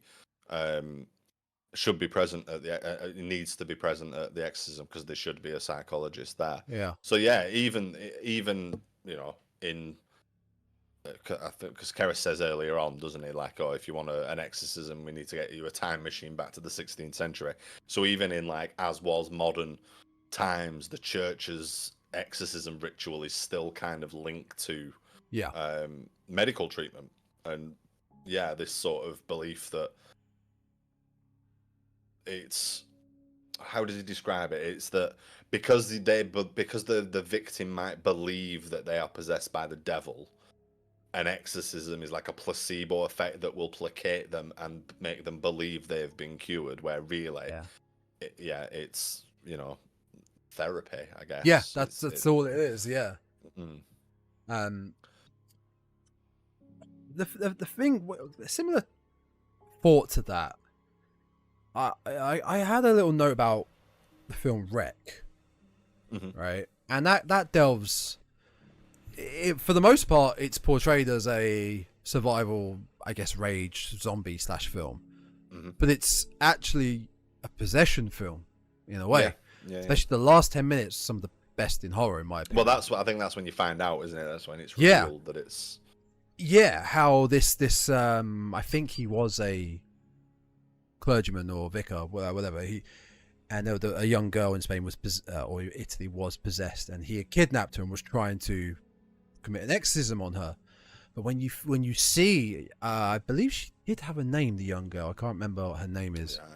When you see her visually, Regan is a normal girl, even possessed by Pazuzu, compared to this creature.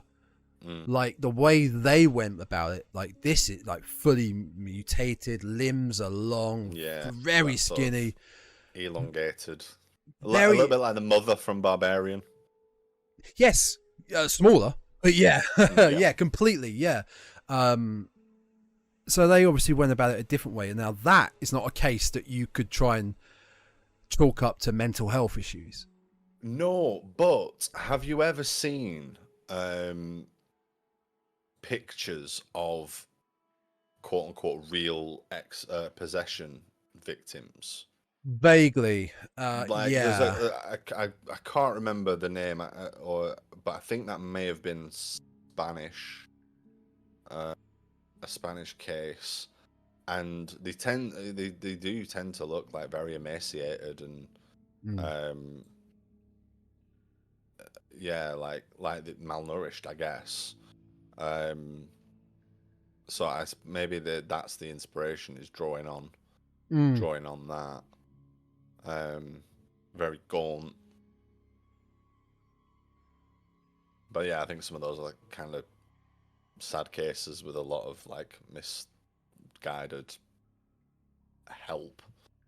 Yeah, it always comes back down to religion, the religion side. I mean, it was obviously a practice back in ancient Roman times, right? I believe, like, well, ever since, but around Christianity times. So I mean, yeah, I guess, or longer. Mesopotamia, right? So even probably thousands of years. I guess as long as there's been people, I suppose there's been some form of religion, and as long as you've had some form of religion, you've had good and evil spirits, I suppose. Yeah. This kind of thing is, I mean, demon possessions definitely features in the Bible, and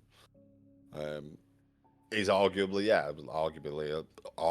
lot older than that, but it is that sort of like what we can't explain by science is magic, isn't it? So what we can't explain by medical knowledge is demons. It's you're cursed, you've got a demon in you. It's that sort of thing. We need to drill a hole in your head and let the ghosts out. In the commentary, he mentioned about the voice for Pazuzu, the demon inside Regan, or the voice that Regan suddenly has. It's not her normal voice, and he like wanted a really neutral voice. Didn't want demon to be male, female. Right. Okay. Yeah. Right. It wants the most and it goes on in a sec, but trying to think that phrase, a neutral voice. What does that mean? It's a really hard concept to come up with, to think of. What does it sound like, really? I feel like. I suppose. I mean, yeah, because I wouldn't. Neutral. So a neutral voice to me it'd be something that doesn't have anything about it. Like, it doesn't. Where arguably it's really quite striking. Yeah. To the point where you can attempt to do impressions or well, obviously, but he said he found a voice actress that was doing a play at the time, but then eventually signed on to it, Mercedes McCambridge, and he said, like, in some sense she was tortured for this. I mean, not physically, not Shelley Duvall sort of like mentally tortured, but like she kind of tortured herself to get the voice right, where she would smoke nearly 3 packs of cigarettes a day, strapped down to a chair, swallowing raw eggs, drinking straight whiskey, anything she could do to like just rough it up. Well, I mean that's Andy Serkis thought he had it bad with the Gollum voice. Yeah, he wasn't chain smoking Marlboros, as far as I'm aware. Chain smoking Marlboros while swallowing a raw egg and That's the only one that seems out of place to me. Like the whiskey and the cigarettes, sure, Yeah. but swallowing raw eggs, does that really roughen your voice up? Just. Well, I'm imagining Rocky sort of raw eggs, not hard boiled. I mean, hard boiled is No, cooked, no, no. I'm assuming, not cracking with the shell. Yeah, the shell and all. Yeah. But I mean, I guess I was going to say was I suppose it's neutral in that it doesn't sound distinctly male or female. So I think the balance is kind of right there. That it could be one way or the other. You know what I mean? I don't. It could be, but then also along with the voice, the demon speaks English. Is that just because the possessed is an English speaker? What about if you had the Pazuzu speaking in tongue? Well, I mean, we do get a little bit. We do get a little bit, don't we? Because she speaks Latin, Italian, French in that scene where, I mean, that's one of the tests to prove that she's possessed is she can speak languages that she doesn't have any knowledge of. There is a little bit of speaking in tongues, which transpires to be English backwards. Oh, does it? Okay, yeah. Yeah. It wouldn't have had the same impact though if it was all in like Latin or tongues. Like you got those famous quotes that are just because they're in English, they're so impactful. They're so out of this fucking world. Oh yeah, it needs to be, and again, I think we've got that sort of shock value that it's that's exactly a young girl speaking some quite shocking swear words. Really is. I mean, C-bombs. There's several like throughout. I mean, there's a lot in the book as well. I think it's like 4 pages in, you get your first C word, and it just goes from there.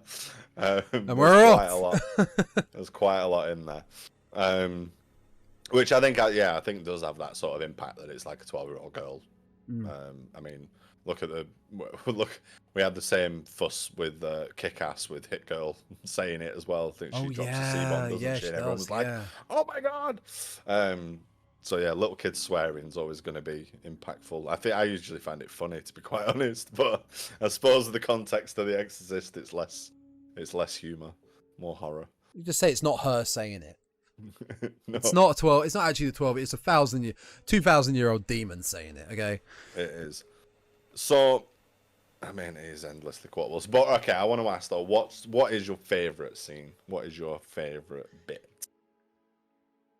A couple. It can't be one. It can't be one. Mm-hmm. I'm going to give you a couple. In the re-release, there's a really fantastic scene of Marion and Karis sat on the stairs, and they're just like, I think one's got head in his hands. They're really contemplating with each other. What the hell is going on? What do we do? How do we go about this? It's just a really nice little scene between them two. Yeah, it's just after their first stint. Yeah. And Karis is asking why her, isn't it? Is why this little girl. Yeah. Yeah. And I think another scene. It's a hard one. It might. Oh, that's a good question. That is a hard one. What would you say? Oh, mine is. I mean, it's a Regan possessed moment, and it's my favorite line. It's just after "and I'm the devil" bit, where Karis asks, she says, "Kindly remove these straps," and Karis says, "If you're the devil, surely you can do it yourself." Yeah, and she says, "That's much too vulgar a display of power, Karis." And it's just, good. I love that line. That's good. I love that line, and I love that bit. And then just after that, you get the vomit as well. So I think it's that scene. Where he first sort of confronts her, and it's that line in particular. But that first scene where he's getting the measure of her, I guess, and vice versa, and that first sort of, because it's after that I think he goes downstairs to Chris and he says, like, did Regan know there was a priest coming? Did she know that my mother had just died? And there was a lot goes on in that short space of time where, because he's very dubious about it being a real possession. Yeah. He's not coming as a priest. He's coming as a psychiatrist. And it's a big thing as well that I don't think is really in. It's not as overt in the film as it is perhaps in the book. But Keris is having a real crisis of faith. Big time, Like he's ready to give up the priesthood. He's had enough. He doesn't believe in God anymore, or you know, however it's manifesting itself. So I think that we get that sort of that inkling that like, okay, everything's real sort of thing as well. So yeah, I think it's that Keris's first encounter with possessed Regan. Therefore, that's good. I was listening and taking in everything you were saying, but all this at the same time, I was trying to also think. What? And I think it might be back to what I said earlier about the trauma of Chris's character, and there's the scene where so it's not word for word, but it's similar. It's something like she's just ends up blowing up at the doctors, and she's like, "My God, why can't you just help her? Just help her!" And it's like that point you can just see she's just lost every kind of hope and just wants help, needs another human being to help. She doesn't know what to do. And it's kind of a nice contrast between, we got this girl that's messed up over here, but it's also the mum that's a horrifying thing in this horror film. And she's a great actress. She's a great actress, Helen Burstyn, in that role, and she delivers it so well, just screaming, "Help her, please help me." I actually really like that. Like, I love the effects. I love what Regan does. I love all the shit that happens to Regan in a weird way. Yeah. Not in a nice way. I don't love it like that, but yeah, just because I think also, because of her acting, because like I'm trying to imagine, you know, Jane Fonda and Audrey Hepburn were potentially going to take that role. I think Audrey Hepburn would have done well, but Jane Fonda, was it Jane Fonda? She was really against it. Right.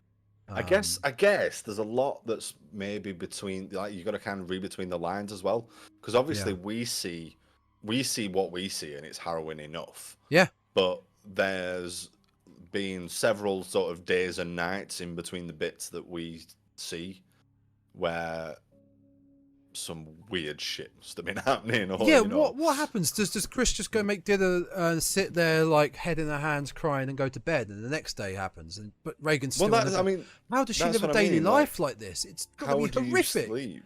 How do you sleep with your especially like late towards the later latter stages, later end of the film, when she's full blown puking green, twisting her head round and, you know, screaming obscenities, possessed.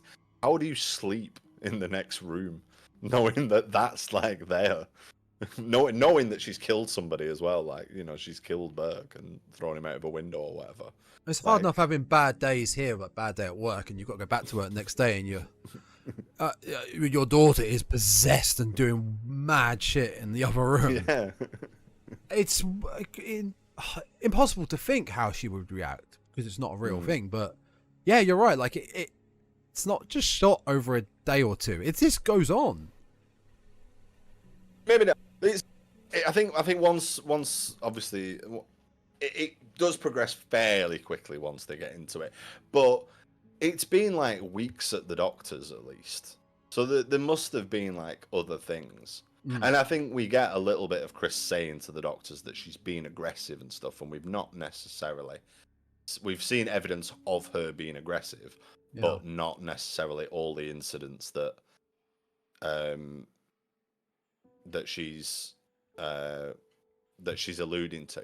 And the spider walk, like, what happened after that? Because that's a hard cut away, and we go to something else. That's pretty mad to see if you just saw that.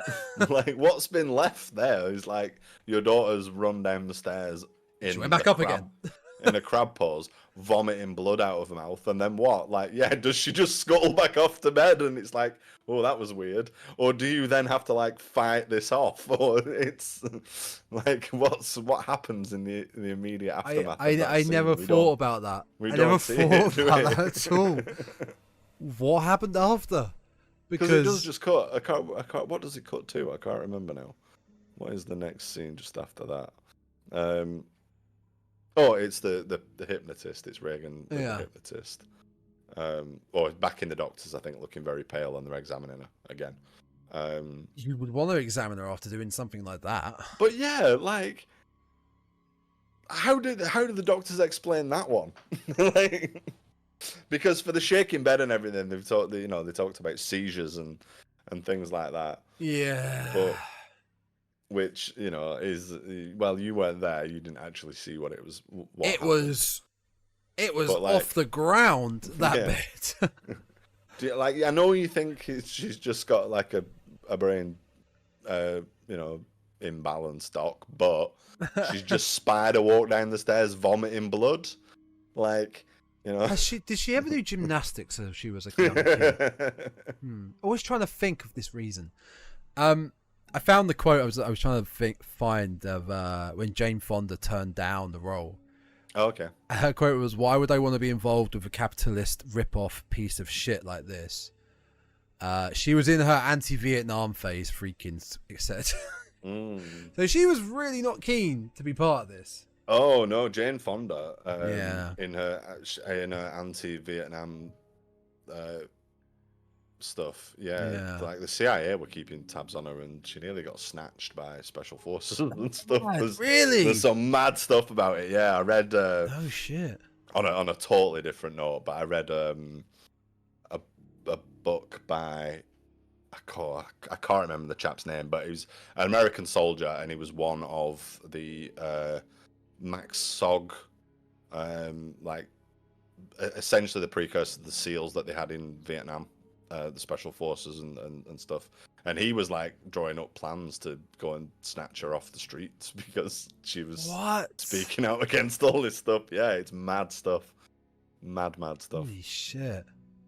There's all sorts of plots that keep her close tabs on her.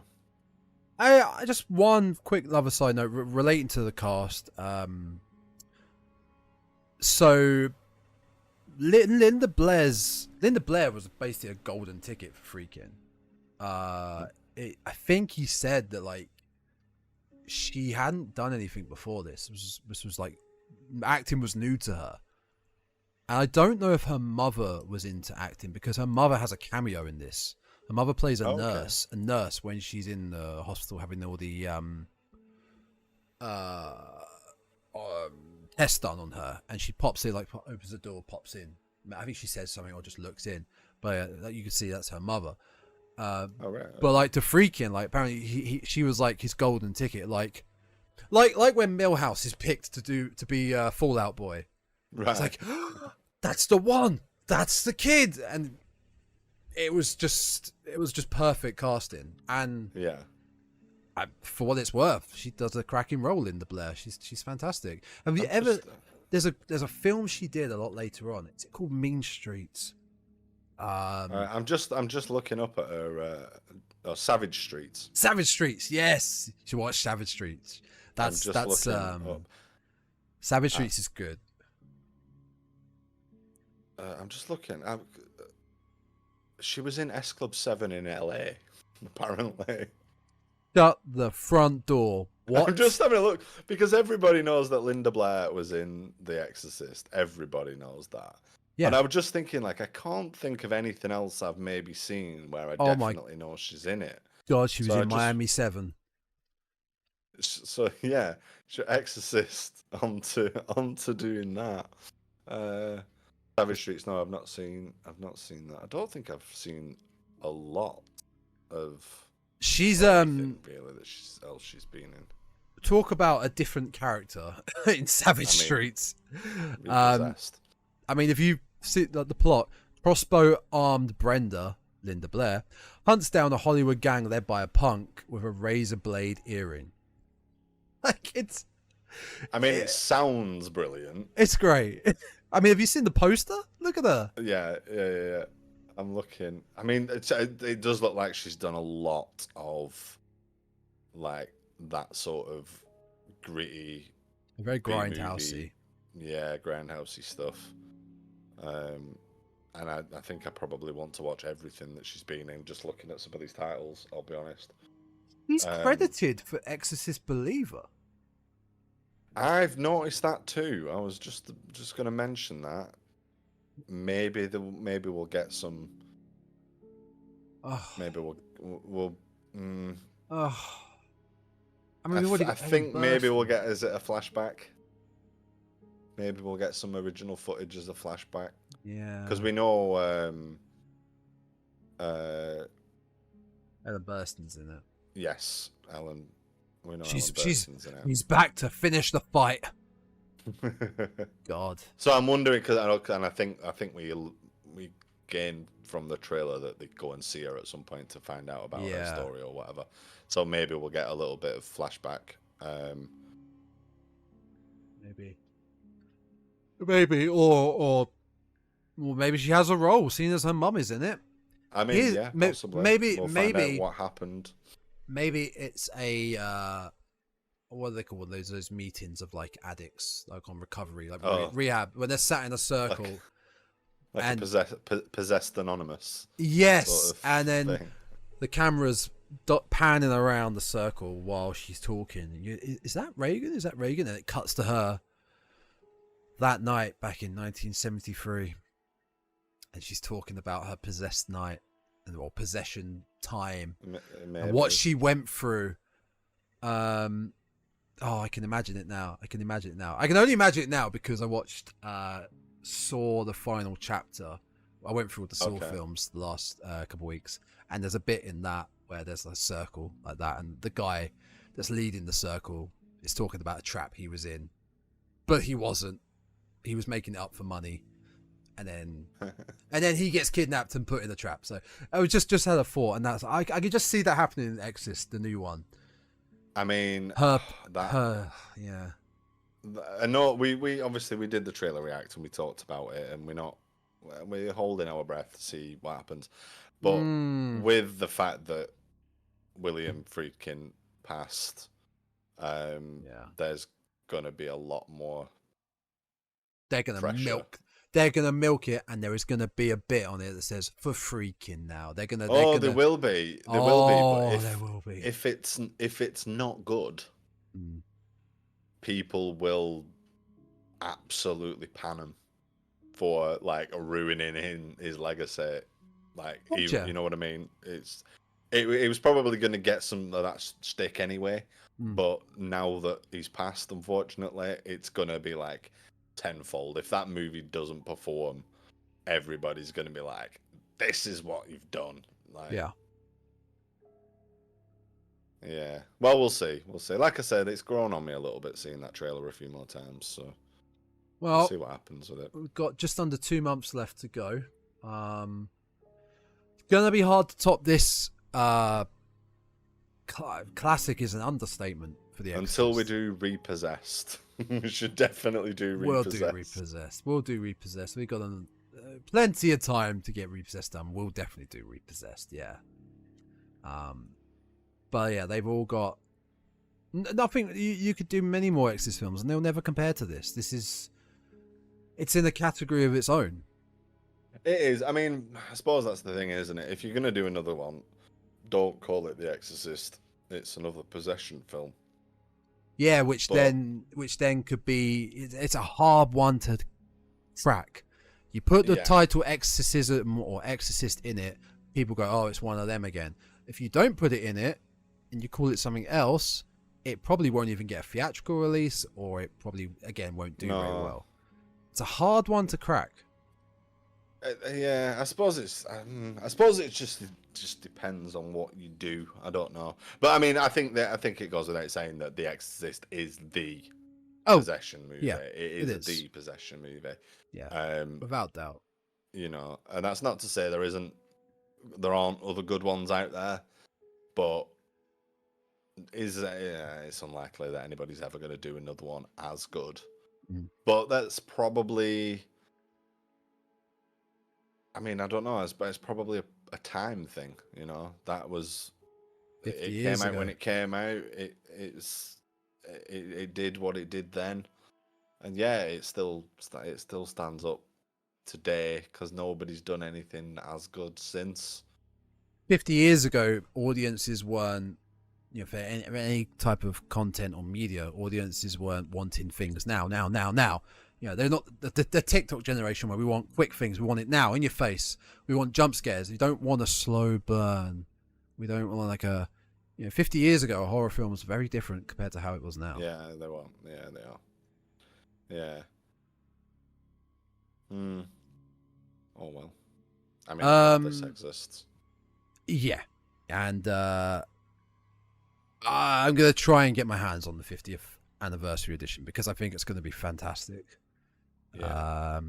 I think it comes out in October, so probably to tie in with the release of Believer. So,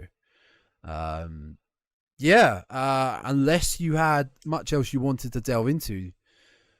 I don't know. I think I've covered all my notes, really. I mean, I didn't check on them all that much, but I certainly covered the main beats of it. Yeah, it's a phenomenal film, and I think, like I said earlier, it's probably been at least 10 years, if not longer, since I last watched it. And it was as good, as scary, as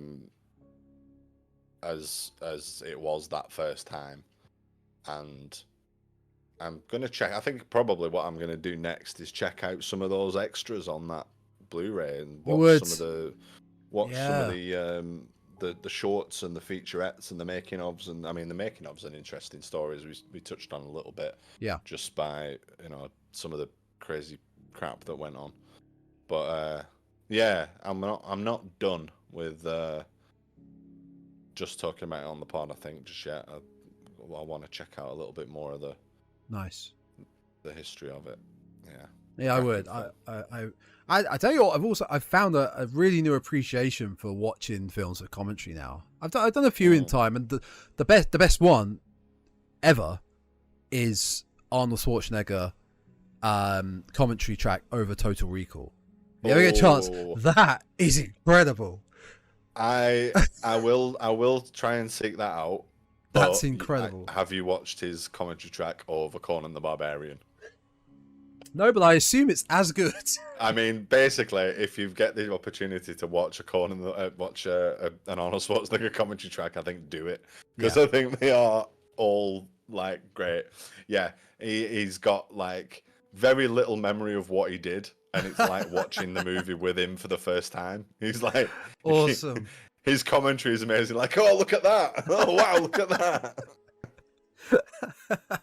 Oh, that's awesome. Okay, I will note that down. Yeah, I can imagine anything he does commentary wise is just great. Yeah. Newfound love for it. I'm hoping, again, the 4K Texas Chainsaw, I'm hoping there's some sort of commentary tracks on them. I'm sure there are on some of the other editions, but yeah, a lot more I want to get into because there's so many hidden gems and secrets. It's a good point. And I think the next time, I mean, it's unfortunate that I think a lot of the movies we've done for the pod recently are things that I've not seen for a long time. But I think the next time we do something that I'm a little bit more familiar with, I'll probably do a commentary track watch as well. Just to try and get a little bit more insight and stuff like that. I think the whole thing, I mean, just to have a little spiel about films in general. Yeah. Like the whole thing of DVDs and stuff, like DVDs came out was the extras. Like, like DVD releases. Oh, they've got extras on. You've got all these deleted scenes and stuff that you didn't get with VHS. You didn't get with movies like that. And it was great. And it was like a selling point for DVDs. And then as time went on, they kind of like fell off, and you'd be lucky if you got like a photo behind the scenes. It was just the film, basically. Yeah. Or more off. Some of them you don't even get a title card. It just literally just starts playing the movie.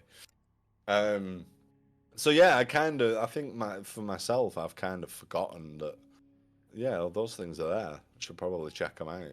It's one of the main things about physical media. I think that, like you said, probably keeps it alive. People go for the extra special features because it's streaming. don't get that anymore. No. You don't get that option with streaming. If I went to get The Exorcist on Prime, I'm just going to get the film.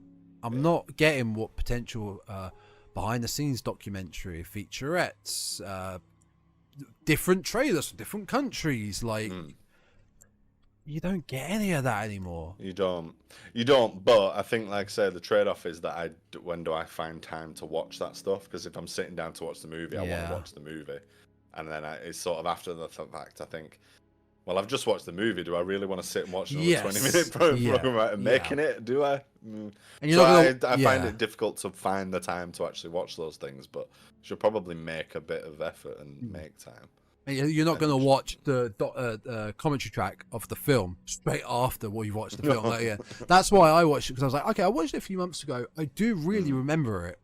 I could probably put this on in the background, and as Friedkins talking, he's saying about, in this scene we did blah blah blah. I was like, yeah, I've got it. I know where you're at. I know what part you're at.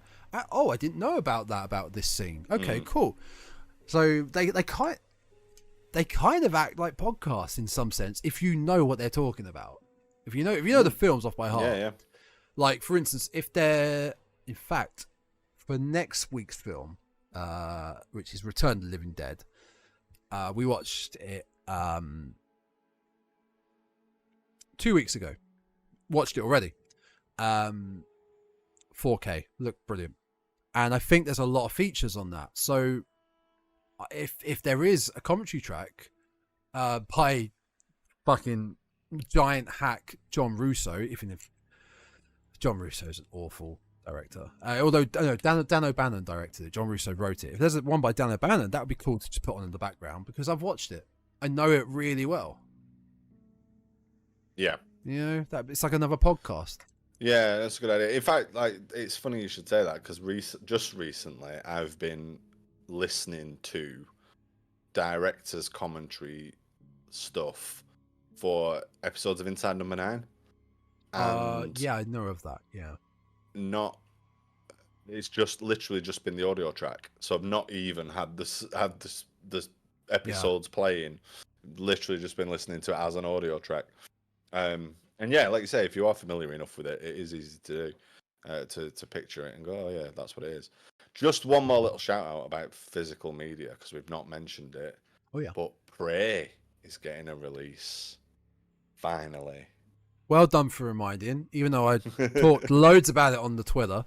Yes, finally, a year. If you're still with us, listeners, if you're still with us at this point. Hopefully, but probably not. Well, hopefully. Yeah, finally, over a year after it came out. Finally. 4K release. In a still book as well. Yeah, I'm just glad it's getting one. I'm just glad something's coming out for it, because that is, that's a new film that it's the first new film in a long time that's grabbed me, where I've got to the end of it and gone, wow, that was fantastic. I'm going to watch it. I think I watched it again the next day. I immediately wanted to watch it again, wanted more of it straight away. And it's been a while since like something's grabbed me that strongly. And it is a franchise film.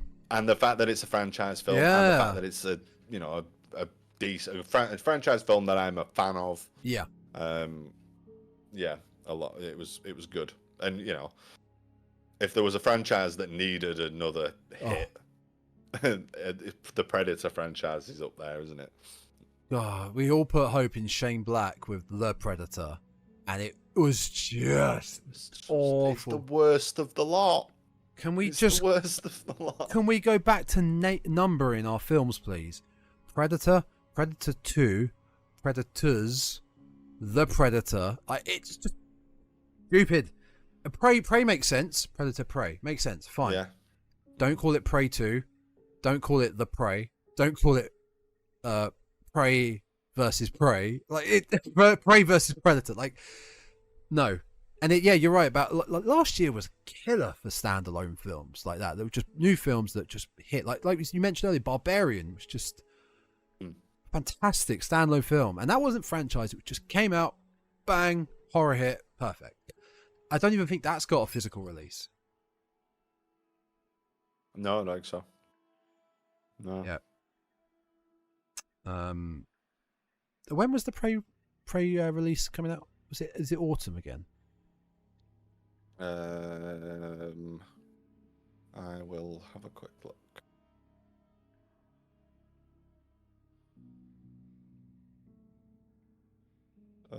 Oh no, that says October 3rd, but I think that's pre-orders start on October 3rd.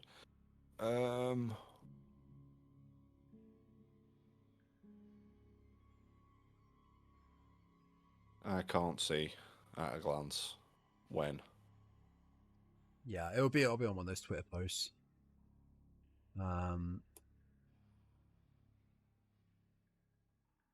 Sometime soon.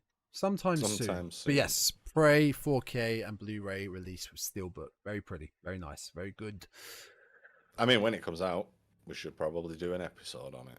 I agree, because it's definitely got that rewatchability. Is that a word? It is now. It is now. Yeah. Right, but that was sort of just the last little note, because I was surprised that you'd not mentioned it. Yeah, I forgot. I completely forgot. As for the Exorcist, yeah, absolute classic, stone classic, and if you haven't seen it, what are you doing? Go and watch it. Yeah. Why? Well, what are you doing? What are you even doing with your life? I mean, it's a must-watch. If you're getting into horror, like, it's definitely one of those that you need to tick off. Like, it has to be on the big. It will be on one of those scratch them off posters that have like top 50 horror films. Yeah, it will always. But be there. Top 50 films, even it's. I think, like The Shining. Yeah, it's big enough and iconic enough that it goes outside of the genre. And if you've not seen it, you need to see it. Yeah, definitely. Yeah, completely. All right. That was a little indie film called The Exorcist, 1973, by Mr. William Friedkin. Rest in peace, sir. Rest in peace. Until next time. Whoa! Before we do until next time, where is the mailbag? Where is the mailbag? I just remembered. I was just wondering if you were going to do the spiel on where you can find us and stuff, the social medias. But yeah, we do have a mailbag. If you would like to send us an email, thedreadcastpod@gmail.com. We're always happy to hear your thoughts, reviews, suggestions, comments, or you just want to say hello. We haven't got an email, but we have got something. I didn't actually tell you this. Okay. I put a post into a response to In Search for Darkness 1990 to 1994. They were asking for the creators input. I did see that. Yeah. And there is somewhat of a response. It feels a bit automated, but I will send you that off recording, and we'll talk about that off recording. But that would be cool. But other than that, I'm afraid no mail this week. No mail this week. Okay. But yeah. Okay. What was it again? I will give you again. It is thedreadcastpod@gmail.com. Yes. Send us a message. Send them in. Tell us what you thought when you watched The Exorcist for the first time in a couple of days' time. But as ever, you can get us on the social medias, which are Tom. That's Zilla. Oh yeah, me. Hello. to say hi. That's me. Sorry. Yeah, I was getting distracted. Instagram, by Twitter. This In Search of Darkness email. Go away. I'm gonna stop looking at you now. It's been 2 weeks. I'm a bit rusty with this. Yeah. The Instagram and Twitter, which is _Dreadcast, and you can find this podcast and other past episodes on Spotify, Apple, Google, Podbean, Amazon, and YouTube with our pretty faces here. And last week's episode being The Mummy, doing very well. Go check that out. Plus our Monsters of Universal series. And yep, next week, Return of the Living Dead. Oh, I'm looking forward to it. One of my absolute favourites. So yeah, looking forward to it. Like, share, comment, leave us a little comment, leave us a little review, all that good stuff. And until next time, guys. Yeah. Stay spooky. Stay spooky. I tried to do the voice.